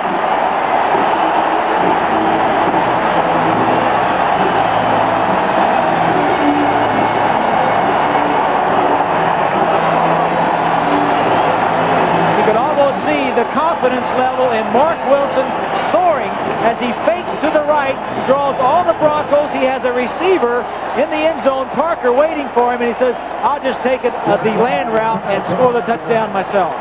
And it was the squib kick by Chris Barr that Barr recovered that has led to this.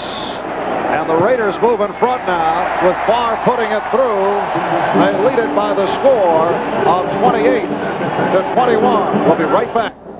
In a turnaround here in the third quarter, and he has led his Los Angeles Raiders to a 28-21 lead over the Denver Broncos.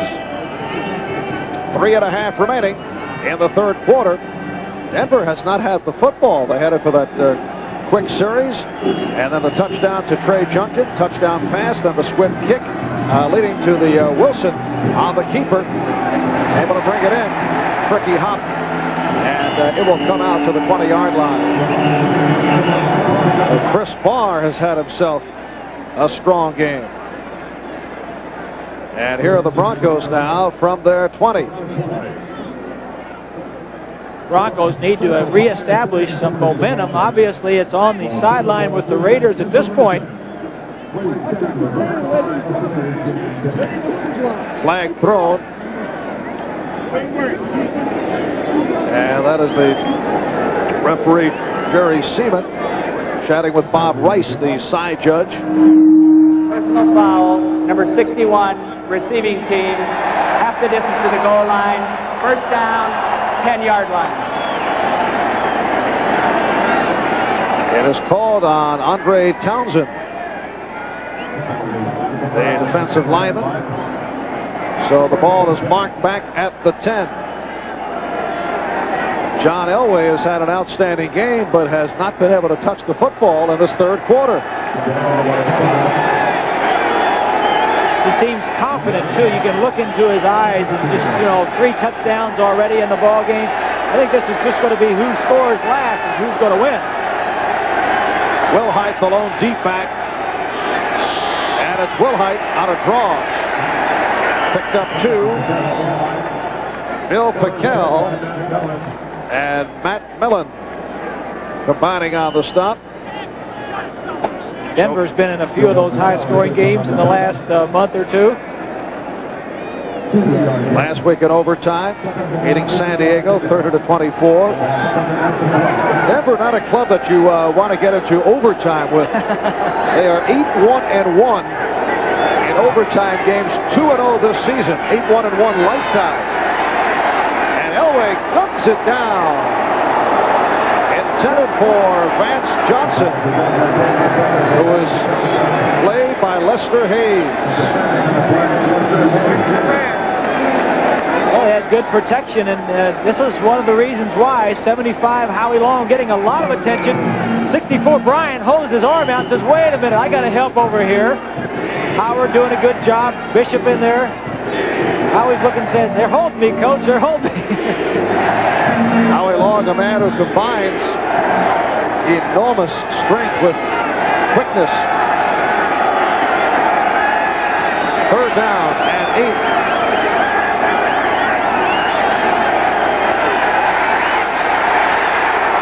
Took a pop. He was really rough.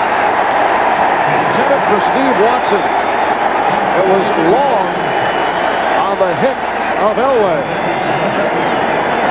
Howie Long from the right side this time. He scoots out over there against Studdard. Runs around Studdard, and Elway barely gets it off, but he'll remember that blow. Wrapped up like a pretzel.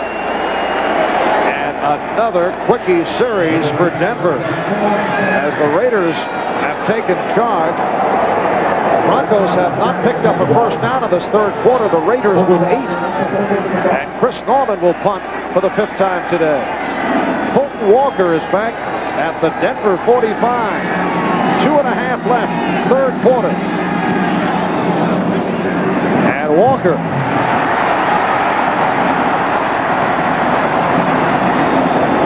at the 43 by Randy Robbins.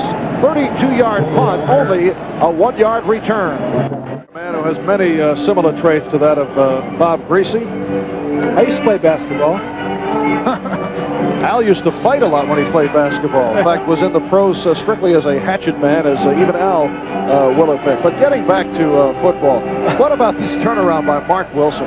Well, the thing about Mark Wilson, he's been inconsistent, and he has been inconsistent in this ball game. But he is riding the crest of a strong series of 2 right now. If he can put another one together, they'll have a big lead going into the fourth quarter. Off the first down play, Allen out of the backfield, inside the 40, 2:15 remaining in the third quarter. And the Raiders leading the Broncos 28-21. Giants doing it over St. Louis now 27-23. 37-yard run for a touchdown by George Adams. Rams leading Green Bay in the fourth quarter 28-17. Second down and 4. 6-yard pickup on that pass play. Ball at the Bronco 38. Flag thrown. Allen hit the line, but a penalty marker down.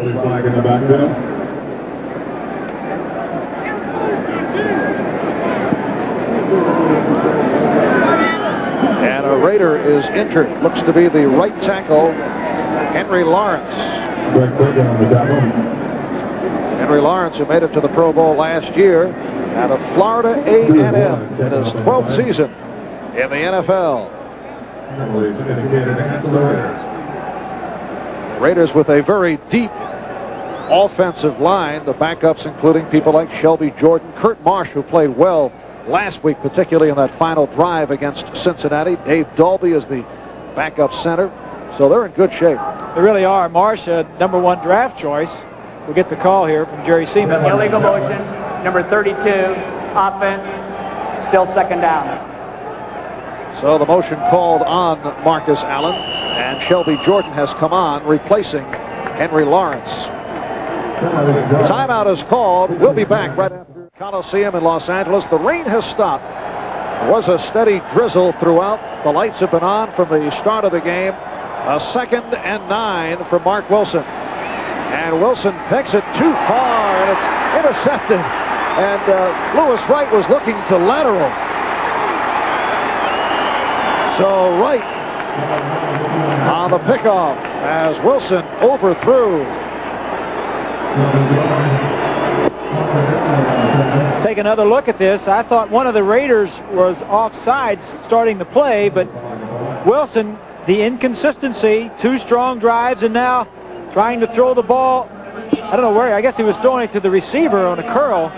Dokie Williams, Louis Wright making the interception, but I think the Raiders wide receiver, in fact, Williams, was offside on the play. Dan Reeves saying coming into this ball game, we have to establish the run and not turn the ball over in good field position for the Raiders. Well, the last 3 possessions, the Raiders have started on their own 42, their 48, and then the Broncos 43. So he got a reprieve with that interception. Lewis Wright with his 4th interception of the season. One of the heroes of the victory in overtime over San Diego last week. And Denver takes over from their 44. Long count.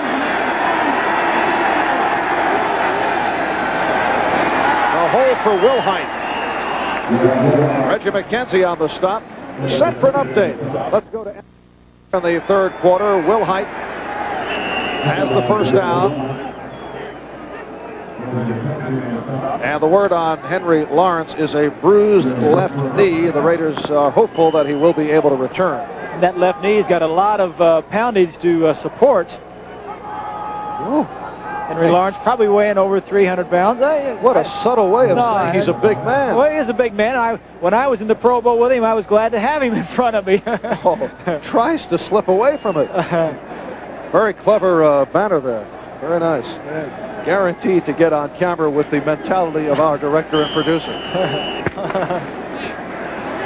All right, that's the end of the third quarter here at the Coliseum, with the Raiders leading the Broncos 28. Head coach Tom Flores, quiet man but in control, 7th year head coach of the Raiders. He's coached 2 Super Bowl winners. And as Raiders lead the Broncos 28-21 as we get underway fourth quarter. 1st and 10 from the 43. Gerald Wilhite.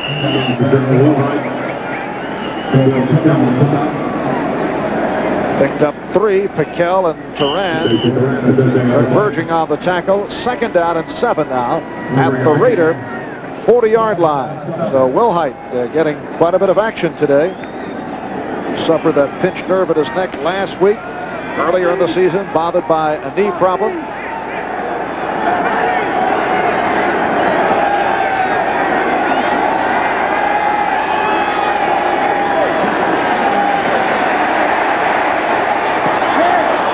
is incomplete, but a flag thrown. Intended for the tight end, Clarence Kay.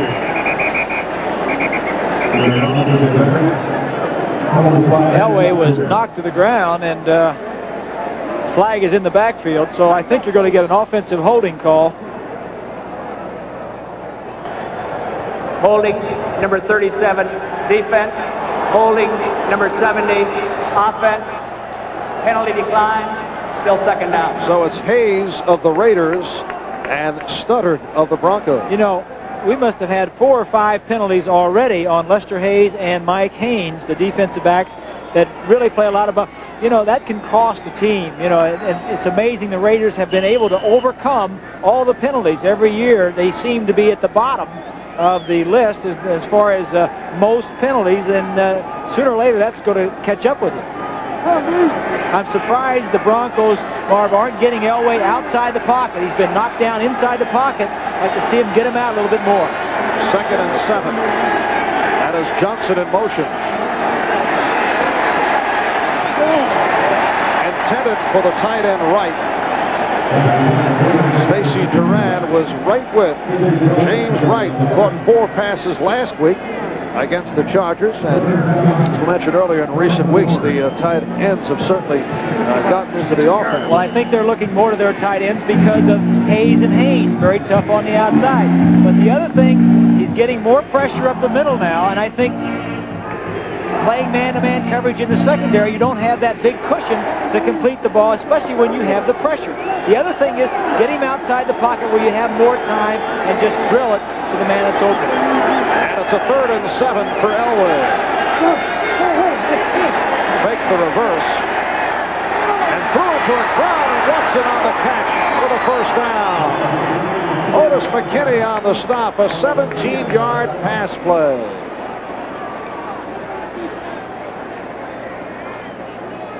The Broncos getting him outside the pocket. More time. Fake the play. Now you get outside. Now you've got some time. Now it's not a matter of reading. It's just seeing who's open and throwing the football. He couldn't tell who he was throwing it to because there was 2 receivers there. But Elway is more dangerous, especially against a team with aggressive rush and aggressive coverage outside the pocket. 3rd catch of the day for Steve Watson. And a first down for Denver. That's Sampson peeling off. And here is Wilhite turning the corner. And bumped out at the 16. Otis McKinney pushed him out. McKinney, a starter for the injured Van McElroy, who had re-aggravated the hamstring pull last week against Cincinnati. Rod Martin complaining to the official on that side that he was being held by Clarence Kay. And the way the running back went around that end where Martin was, I would have to agree with him because Martin normally will make that play come off the block. Denver has a 2nd and 2 inside the 15.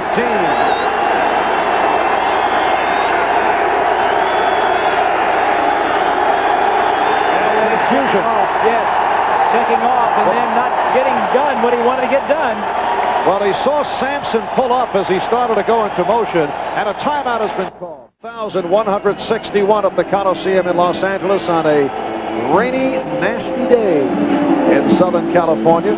They sold close to 80,000 tickets. So 15,000 no-shows. Big crowd here in L.A. And you can hear them as the Broncos have a 2nd and 2 at the 15. Big hole for Steve Sewell, who has the first down. McKenzie on the stop. Keith Bishop throwing a good block as you look to the sideline. Giving the signals. Kubiak.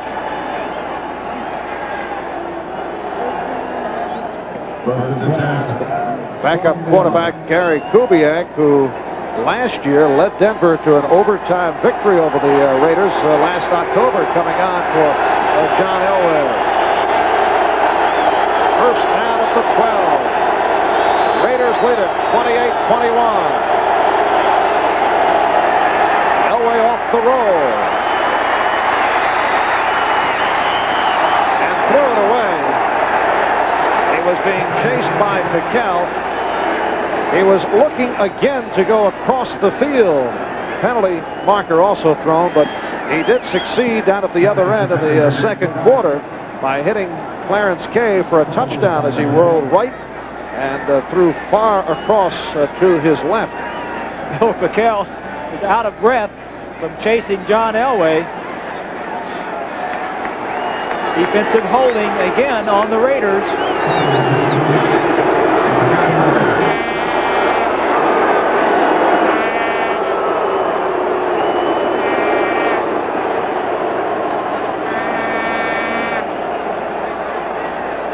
Referee Gary Seaman looking to have the ball spotted, and now here's the call. Illegal use of hands to the face, number 99, defense. It's Sean Jones, second-year man from Northeastern, who is replacing the injured Lyle Alzado. There's Jones, and 3 sacks opening day in the Raider victory over the Jets. Raiders' top draft pick last year, a second-round selection. Late substitutions for the Raiders. They think it's going to be a pass. First and goal at the 6. And it's Sewell dancing outside. And pushed back. They have gotten to the 4. Let's see where they mark it. Steve Sewell, the rookie from Oklahoma, was stacked up by Stacy Turan. Marv, the coaches on the sideline will look for certain players to substitute. Steve Sewell comes into the ball game. They probably thought that Denver was going to throw the ball because Sewell has been catching the ball rather than running it. So the Raiders substituted their pass defense players, and he had to run. But there's a lot of strategy going on in the press box. Second and goal from the 4, and it's Sewell. Sewell is in. Touchdown. His second touchdown in the National Football League. The other one coming on a 54-yard pass play.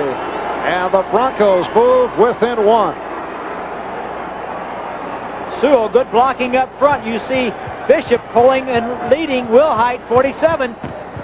Mike Haynes just covering his man. Now he sees the hole, cuts up to the inside, and dives into the end zone for the touchdown. Steve Sewell, who has carried the ball 7 times for 28 yards, bringing Denver within 1. Now Rich Carlos will look to tie it. The holder is Kubiak.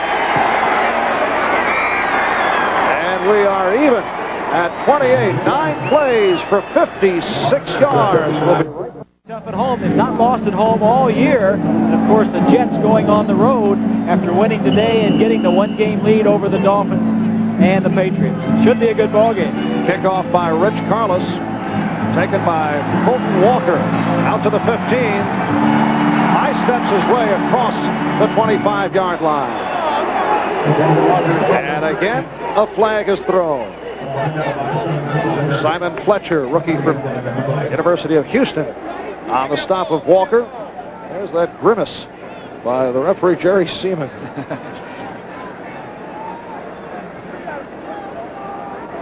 And there's the hold called on the Raiders. He has that transfixed look as he indicates the penalty.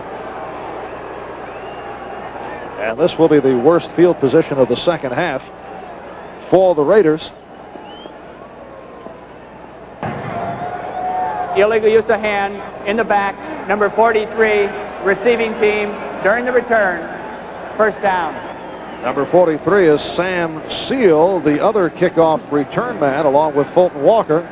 Sam trying to help out. Walker has done a good job for this Raider team, Marv, since he's come over from the Dolphins. I think he's number 3 or 4 in the National Football League. Actually, number 4 in punt return, so they've done very well. Raiders first down from the 12. And it's Marcus Allen reaching out near the 15. Marty Chavis on the stop. 11 and a half remaining, fourth quarter. Raiders and Broncos tied at 28. Giants winning big over St. Louis, 34-3 in St. Louis. Rams having their way against Green Bay, bouncing back from the loss to the Falcons last week. And we are even at 28. John Elway has thrown 3. It's been an up and down day for Raider quarterback Mark Wilson. Marcus Allen, 17 carries, 138 yards.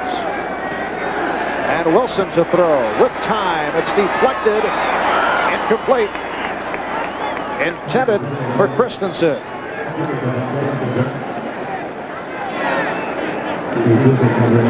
Mecklenburg moving around this time as a linebacker, comes straight forward, plays off of 2, gets his hands up and knocks the ball down. Good penetration by Mecklenburg.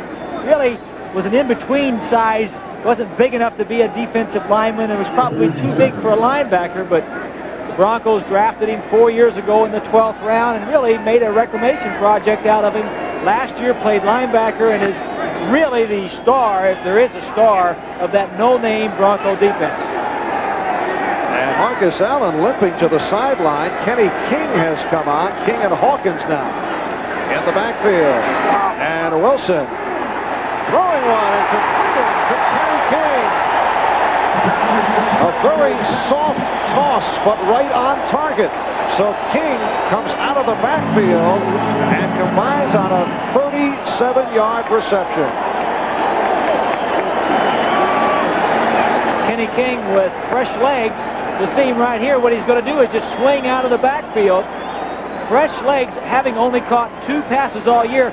All the other receivers come to the inside. You see Christensen now. It's man-to-man. Good throw by Wilson, and that is throwing it to the outside where King can make the play. Kenny King lost his starting job to Frank Hawkins. He's been primarily a backup halfback, and King gets the call here. Ken Woodard, the outside linebacker, making the stop.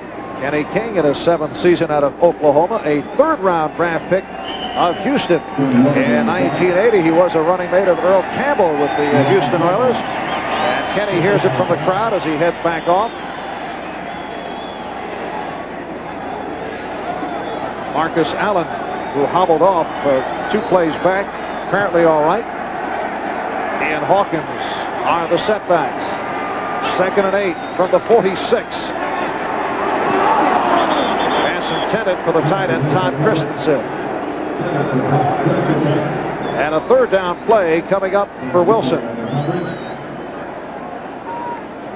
Kansas City leading Indianapolis 20-7. Christensen shaking his head as he comes back to the huddle.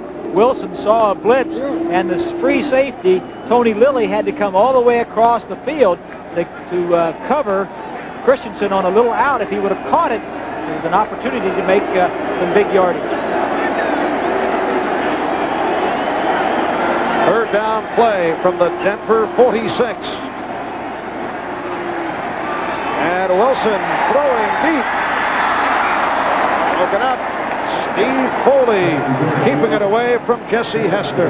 Underthrown, Marv. He had him out there. Hester had split 2 defenders. He could have gotten the ball downfield further. Hester could have run down under it. Just an underthrow. You see right here, he was between them, and he was beyond him. If he could have thrown the ball downfield, but he had to stop and come back, and then did a good job of breaking the interception up. And Ray Guy punting for the 5th time. His last attempt was that shank, the 13-yard punt. Gerald Wilhite is back at his 10. And Guy able to angle it, but let's see. Oh, he got the hop inside the 1. Touchback. No, they are saying touchback. All right. Raiders are arguing. Van Pelt. Brad Van Pelt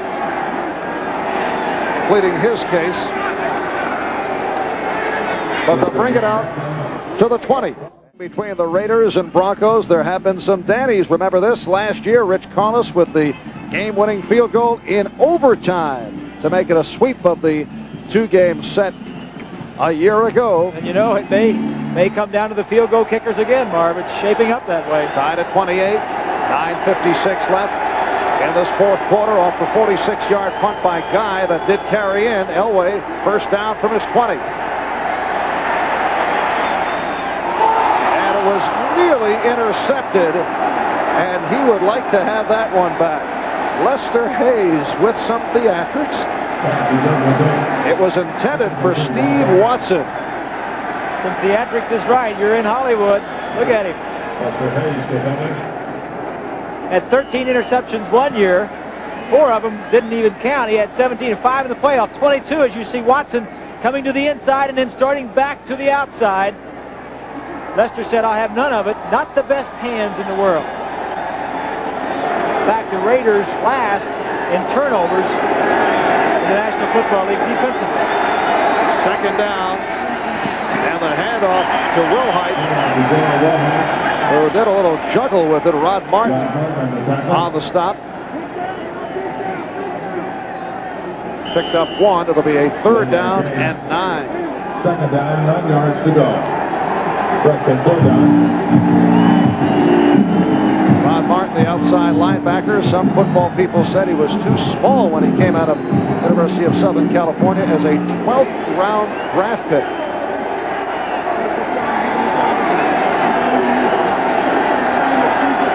Sampson in motion.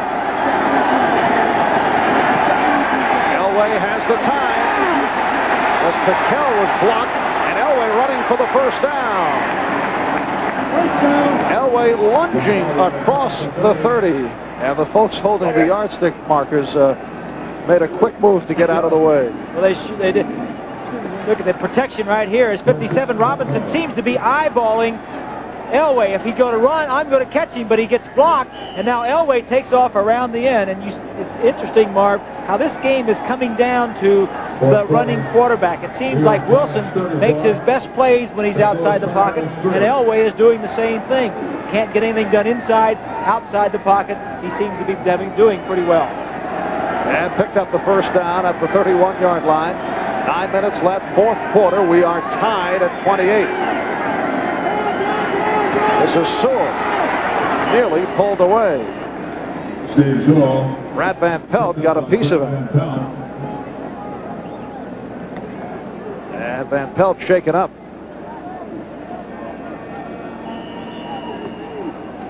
Let's take a look at Bishop right here. He's going to pull and block to the side the play is going to as right 87 goes across. Now Bishop pulling and leading around the outside, gets a block or misses the block. The linebacker kind of hit inside, but Van Pelt going down. I don't know, Marvin. I think he landed hard on his knee. Brad Van Pelt, who joined the Raiders last season, 6 weeks into the season, following 11 years with the Giants, took over Ted Hendricks' old spot at his 13th year out of Michigan State. We have seen more of Jerry Robinson today as the Raiders have been rotating. He had been used sparingly since he was acquired from the Eagles. I think he's been used primarily on pass defense and comes in certain passing situations. But the field, as we see, Van Pelt seems to be all right. The field is in good shape. We've had intermittent drizzle throughout the ball game. The grass seems to be a little slippery on top, but the field is solid, and you haven't seen any big mud piles or anybody really tripping because of the field. I know you normally check out the playing field before ball games. Kind of rainy conditions today. Did you check it out? Certainly did. Set my spies down. Set your spies down? Spies down, yes. My spies went down, checked the field out, and in effect, you stayed away from the muddy field. Would not go onto the field. Again, it's Sewell. And some extracurricular activity. This is what Dan Reeves had warned about during the course of the week. Don't let the Raiders get to you. The message from Reeves. Millen and Turan on the stop. And we're swinging by the NFL scoreboard. Rams over Green Bay, 31-17. They are in the 4th. Kansas City leading Indianapolis. It's a 3rd down and 1. And again, the rain is falling.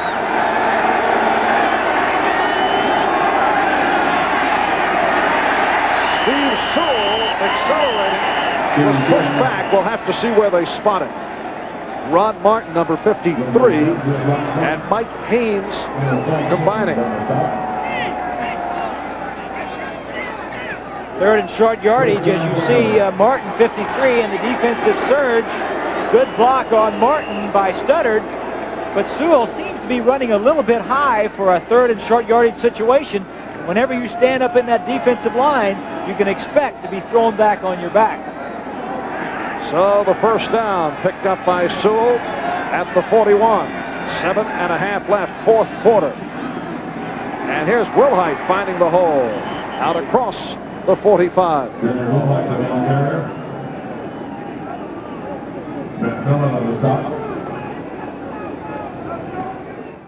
It'll be a second down and 5 at the 46.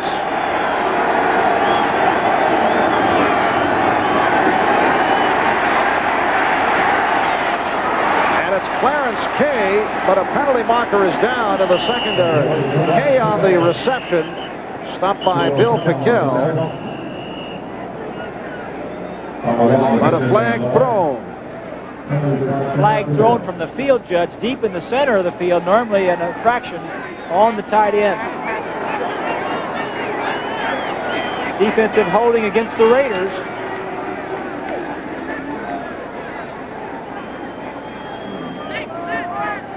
And that is Mike Haynes, the right corner, discussing it.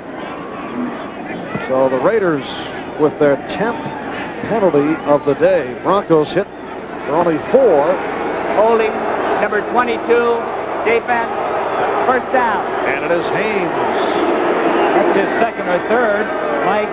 Lester Hayes has 3 or 4, and I know we mentioned it once before, Marv. I think it bears repeating. The Raiders last in the AFC in being penalized, and 24th out of the entire 28 teams in the league. So this is not uncommon for the Raiders. First down for Denver at the Raider 49. And here is Sewell. And again a flag has been thrown.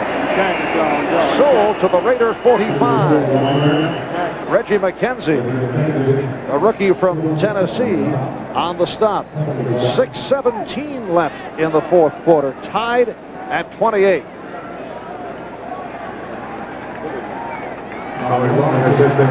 Tripping.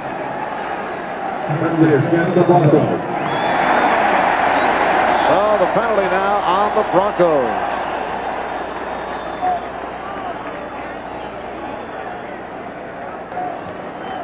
Tripping, number 54, offense, 10-yard penalty, still first down. That's the left guard, Keith Bishop, called on the trip. Final score, the Giants over the Cardinals. So the Giants go to 8-4, and Dallas in front of Philadelphia, now looking to keep pace with the Giants in the NFC East. It'll be a 1st and 20.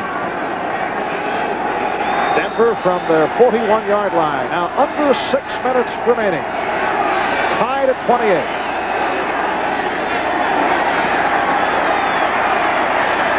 Elway hauled down. The fumble is recovered by Studdard, the left tackle, but it may have been whistled dead. Long and Jones combining for the 4th sack of the day for the Los Angeles Raiders.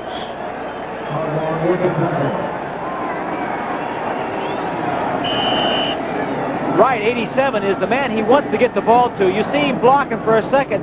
Elway rose to his right. Now he looks back.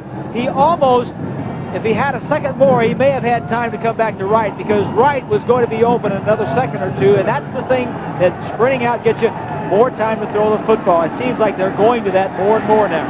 And this is a second down, and yes, 31 to go. And Elway throws the strike. Obviously way short of the first down as he combines with Vance Johnson. Sam Seal was right there.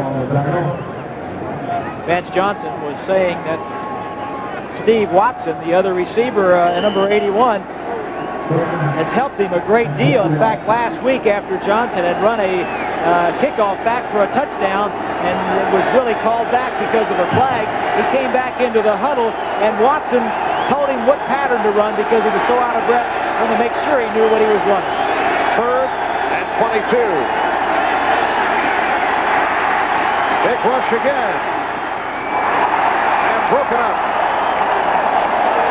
intended for Clint Sampson. James Davis on the coverage. Davis, the extra defensive back. And the punted unit comes on. Let's go back and take a look at what's going on with these cornerbacks. Whoops. Well, there was not a foul call. I don't know if they called that inadvertent incidental tripping or what. It's hard to tell where the ball went, whether the ball was already thrown or what, but certainly a lot of penalties against the Raider defensive backs. 4:18 left, fourth quarter. And here's Chris Norman from his 25. And a good punt. This is Fulton Walker at his 20. 25. And a good coverage by the Broncos.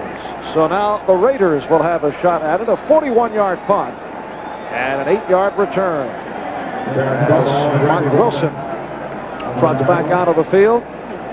Denver 28, LA Raiders 28. Elway has thrown for 3. Marcus Allen with a 61-yard touchdown run. Mark Wilson has thrown for 2, run for 1. That's the time left in the fourth quarter. And here's Allen cutting to the outside. Good second effort by Marcus Allen. Dennis Smith, the strong safety, finally got him out. Allen has such body control. He can see where the defender is coming from, and then just kind of, if he has his weight forward, he can shift it to the back, slide it to the outside. I think the reason he's been so durable is because he has been able to stay free of injury. It's very difficult to get a tough, straight-on hit on him, as you see Mecklenburg missing. Right in there, he fakes like he's going up the middle and then gets out of bounds and avoids the big hit. 9-yard run, so a second down and 1. And picks up the first down. So Allen to the 40. Ken Woodard, the outside linebacker, on the stop. And a first down for the Raiders. A look at the AFC playoff picture, including today's play. 5 teams will qualify, 3 divisional winners and 2 wild card teams. And going into today's play, Denver at 8-3, Raiders at 7-4.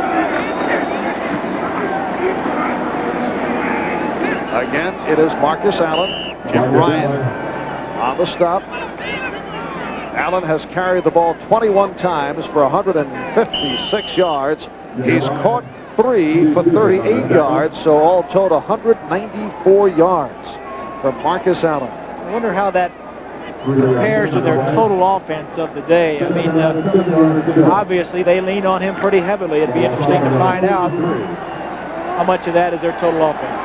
Well, we'll put our crack statistical staff on it. 2nd and 7. Hawkins, the lone deep back now. Wilson slipped and brought down. Lost his footing. He lost his footing when he got hit over the head by Mecklenburg.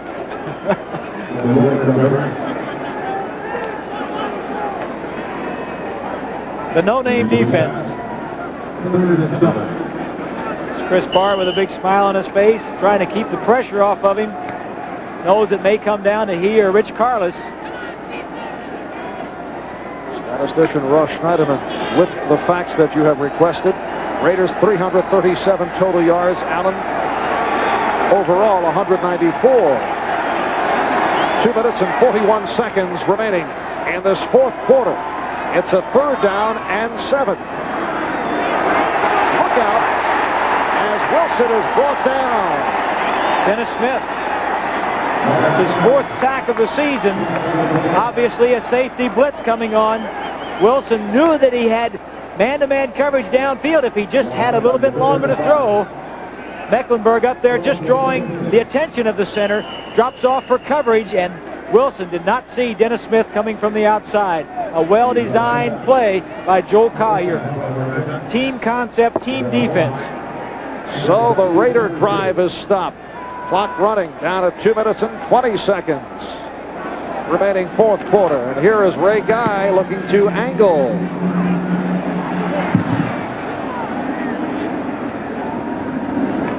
And And it stops at about the 26-yard line, a 39-yard punt. So the Broncos get it back with 2 minutes and 8 seconds remaining in the fourth quarter. Broncos led at the half, 21-14. Raiders had that big third quarter, holding on to the football most of the way in the third as Mark Wilson turned it around, but we are even at 28. Going back to that last defensive play, Marv, a critical series. Raiders third down. Joe Collier and the defensive, the Broncos finding the right time to send the defensive safety in there to stop the drive and turn the ball over to the offense. Gerald Wilhite, the lone deep back. And this is Wilhite. Out to the 30-yard line. McKellen, Barnes right there. Now 2 minutes remaining in this fourth quarter. We'll be back right after these. John Elway chatting with head coach Dan Reeves. Tied at 28, 2 minutes remaining in this fourth quarter. The Denver Broncos have been superb in overtime. They're 2-0 this season in OT. There's Rich Carlos, who beat the Raiders last year in overtime, and 8-1-1 all time in overtime games. The only loss coming in 1978 against Minnesota. Raiders involved in one overtime game this season, and that a 40-34 loss to the San Diego Chargers. Raiders being 4-3 all lifetime in overtime games, but is it true that the Broncos have been in 2 overtime games this year, won them both, and their offense has not been on the field? That's right. 2nd and 6. And again, the Broncos staying on the ground. Gerald Wilhite stopped by Rod Martin. Denver has 2 timeouts remaining. Los Angeles with 3 left. Wilhite with the 3-yard carry has now run for 82 yards on the day, so that equals his NFL career high, which was accomplished against the same Raiders last season. 3rd down and 4. Sampson in motion. Elway goes the middle, and let's see, he has Watson. Steve Watson with a nice circus catch. Lester Hayes on the coverage. Comes to the inside, as we've seen him do today. Stops and goes back to the outside. A great throw by Elway. Good coverage. Here we are right here. He's going to come to the inside and then break back to the outside. Now watch Hayes. Hayes has covered him as tight as you can possibly do it. Comes to the inside. Now Hayes stops his momentum and goes back to the outside.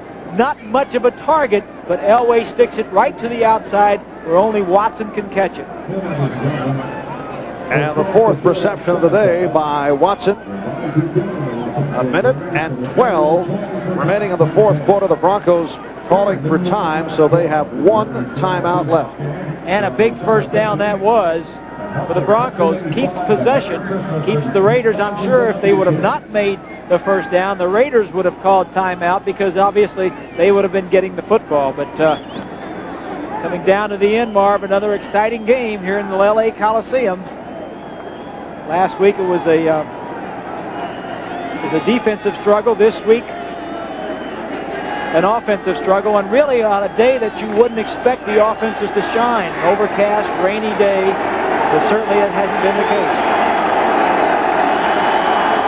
Denver first down from their 38. 82. Vance Johnson coming toward you, and this time some confusion.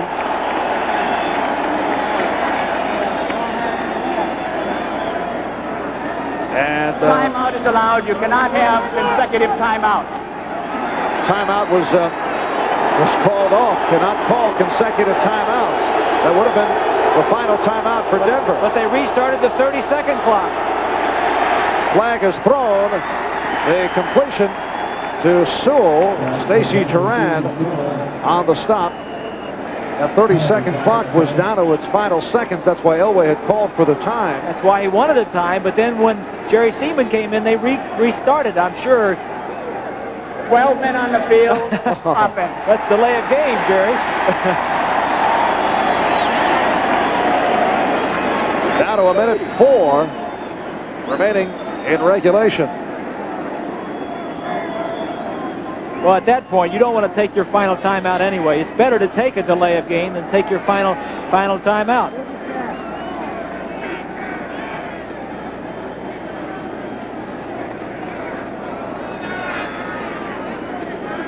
Dan Reeves very calm on the sideline. Wasn't always that way. In fact, he is wearing a reminder. He has a, well, let's take a listen. 12 men on the field. Offense. Still first down. Dan Reeves is wearing what he calls a special tie, and that is only to serve as a reminder not to go crazy.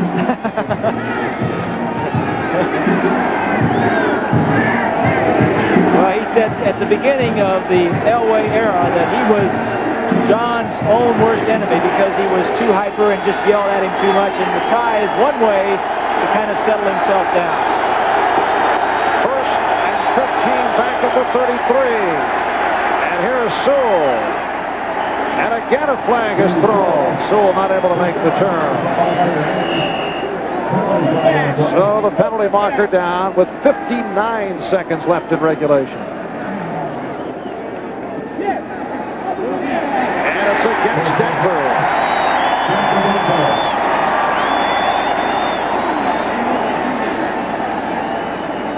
Well, that tie certainly doing wonders. Well, he was, you don't know what he would have done without the tie.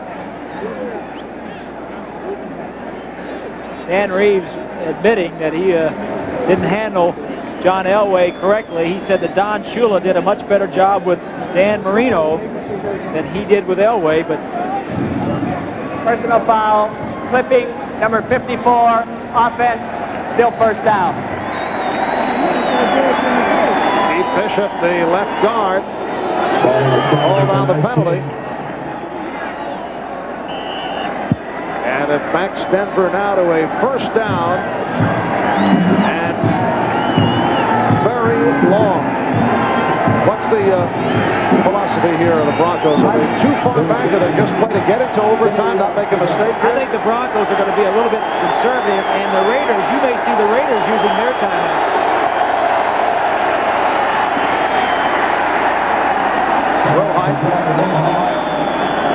With the clock stopped and 52 seconds remaining in regulation. We'll be right back. Coaches planning their strategy on the sideline, Marv. The ball belongs to the Broncos, but actually the Raiders have the advantage because of the field position. They're down there on the 20, 21, 22-yard line. If they get a fumble, they can win the football game with a field goal. 52 seconds left in regulation. Tied at 28. And again, the shovel. Sewell broke a tackle, but he stopped at the 19. James Davis with the tackle. And we're down to 42 seconds remaining.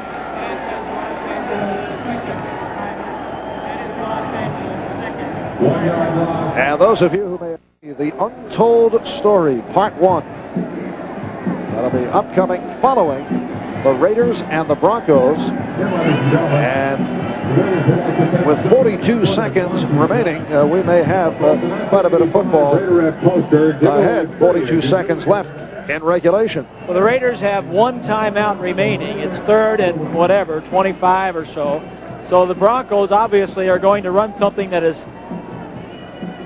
they're not going to turn the ball over on. You would think they're hoping right now for overtime. The Raiders can call a timeout and get the ball after the punt with maybe 35, 36, 37 seconds, and they've got a shot at winning this game before it goes into overtime.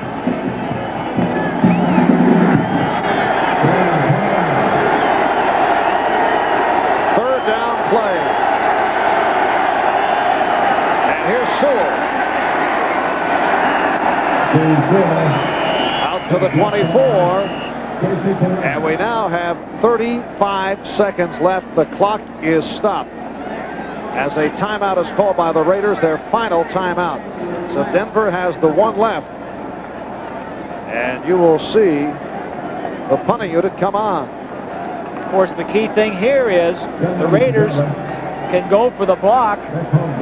The Broncos have had some problems in the last few weeks with their punting and getting the punt off. They've had two blocked, really only one that counted because one was partially blocked and went past the line of scrimmage. But the key thing here is, are they going to rush the punter, or are they going to drop back and try and get a return? Chris Norman had one blocked last week by the Chargers. It'll be Fulton Walker on the return. Walker among the leaders in the AFC, averaging 11 yards per punt return. There he is in his 5th year out of West Virginia, one-time Miami Dolphin, and he is back at his 35-yard line.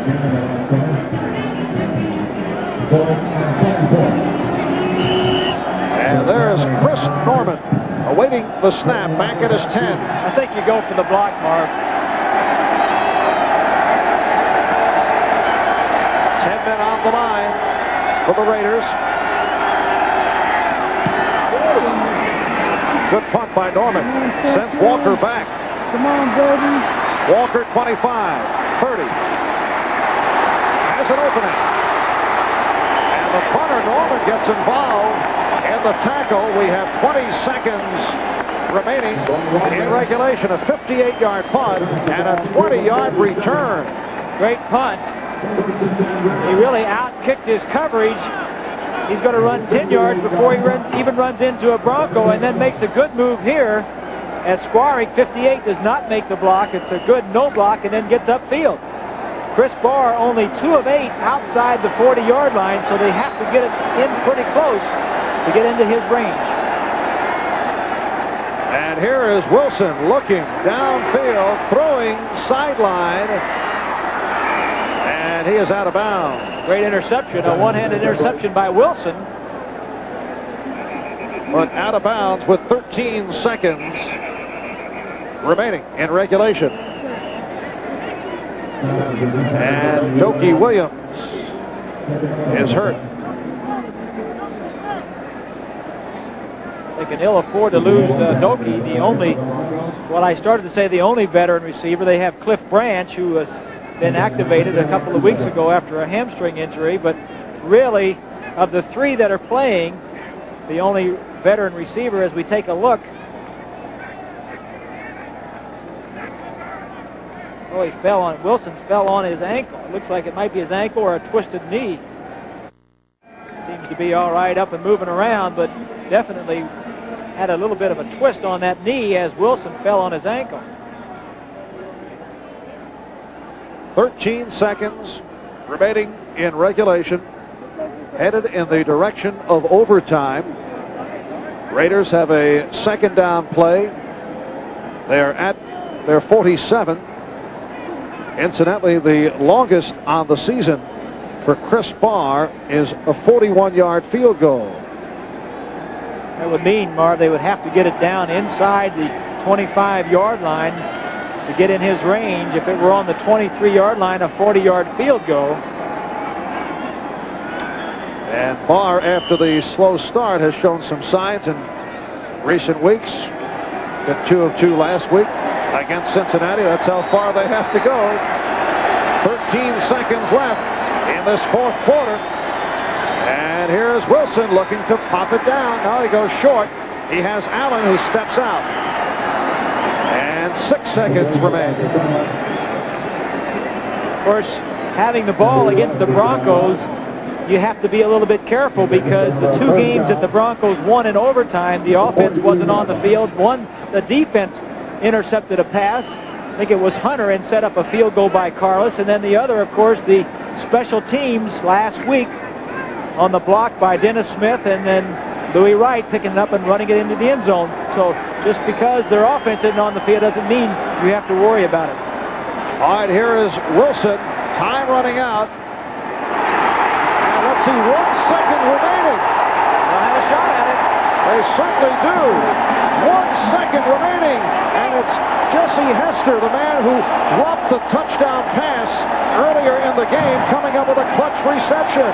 Good protection. Wilson making sure he doesn't get it picked off, throws it over 2 defenders, and steps out with 1 second. As you look, Hester at the bottom of your screen,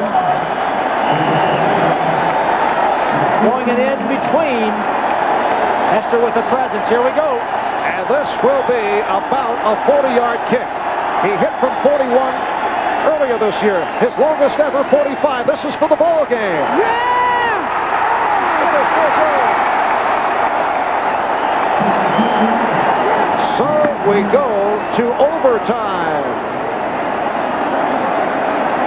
The 40-yard attempt by Barr.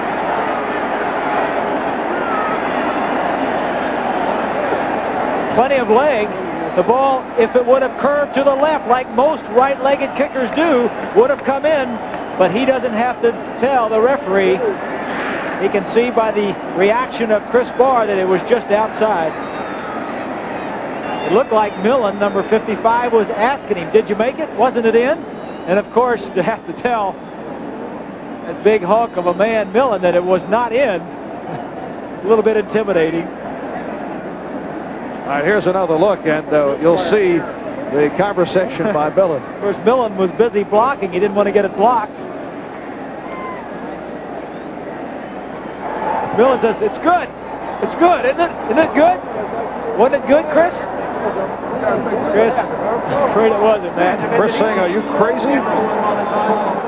Number 7, place calling while it is in the air. Tails is called. It is heads. We want the ball! We want the ball! Where they win the ball.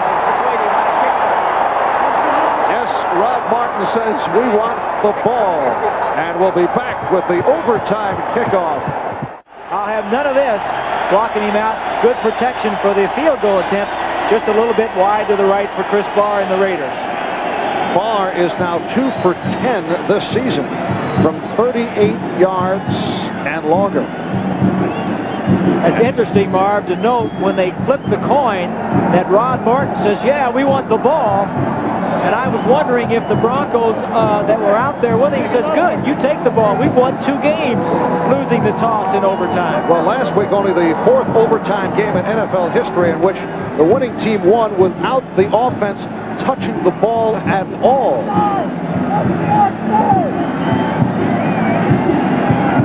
Rich Carlos teeing it up. Sam Seal and Fulton Walker are back. Broncos and Raiders tied at 28. Well, it becomes a game of field position, and the Broncos kicking the ball down to where they can, if they can pin them back, they can get a field goal down there with a turnover. And a strong kickoff. Fulton Walker will stay right there. They'll bring it out on the touchback to the 20. We are just underway in overtime for the Broncos, their 3rd overtime game of the season. And you're seeing more pressure right here because the pressure is on the offense, especially when you're in your own end of the field, because if one mistake is probably going to mean the end of the ball game. A turnover, a fumble, an interception. Your offense almost has to be perfect in this end of the field. And Dokie Williams, who went down at the end of regulation and headed to the sidelines, is all right. He is on the field right now. Mark Wilson, who is 14 for 33, 196 yards, 2 touchdowns, 3 interceptions. Giving to Marcus Allen. And Allen has the first down. Harden and Smith on the stop. You would think that he might tire by this point, but he looked fresh. Great runners seem to get better the more they carry the football. They need a break every now and then, but when you're in overtime and you're in your own near your own end zone, give it to your best man. A good move to set up the block there. The little dip helped to set up Dokie Williams' block, but a good tackle by Mike Harden. 167 yards rushing for Allen. 216 total yards. First down for the 34. And this time Allen pushed back. Tom Jackson leading the Denver defensive surge. Busick assisting on the play. 1 yard gain. Second down, 9 yards to go. Tells you a little bit about Marcus Allen. 2nd and 9.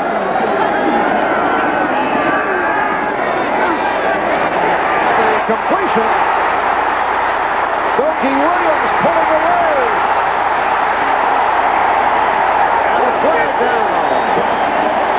Steve Busick, number 58, finally brought him down and may have been a face mask.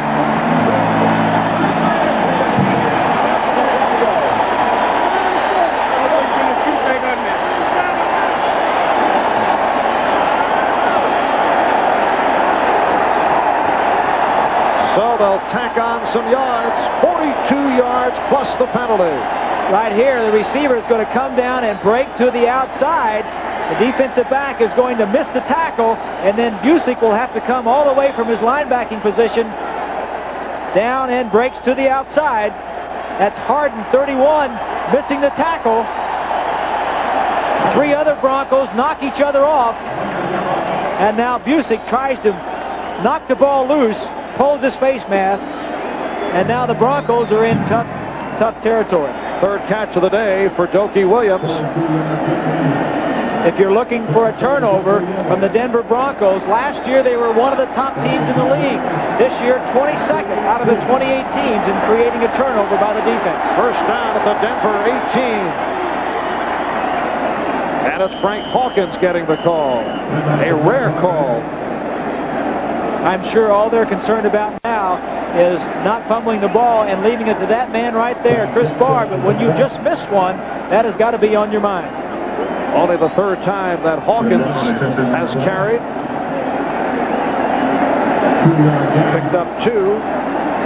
It'll be a 2nd down and 8. Chris Barr, who missed from 40 at the end of regulation, thinking about it now. Tied at 28, 2 minutes in overtime. And Allen inside the 15. Reuben Carter, the nose tackle on the stop. And here is Barr coming on 3rd down. They don't want to handle the ball anymore. I like this, Marv. If you have a missed snap on 3rd down and the holder mishandles it, he can just fall on it and you can try it again on 4th down. It's a good call by Tom Flores. And Barr has not missed a field goal inside of 38 yards this season. This will be from 32 yards away. This time, Dan Reeves gets his timeout called in time. Last week they blocked it, but the timeout came in a little bit late, but they went back and blocked it again. Just to make Chris Barr think about it a little bit longer. And a timeout will bring for these messages. Half minutes into overtime. 3rd down situation, and Chris Barr looking to end it from 32 yards away. Here it is. It is all over.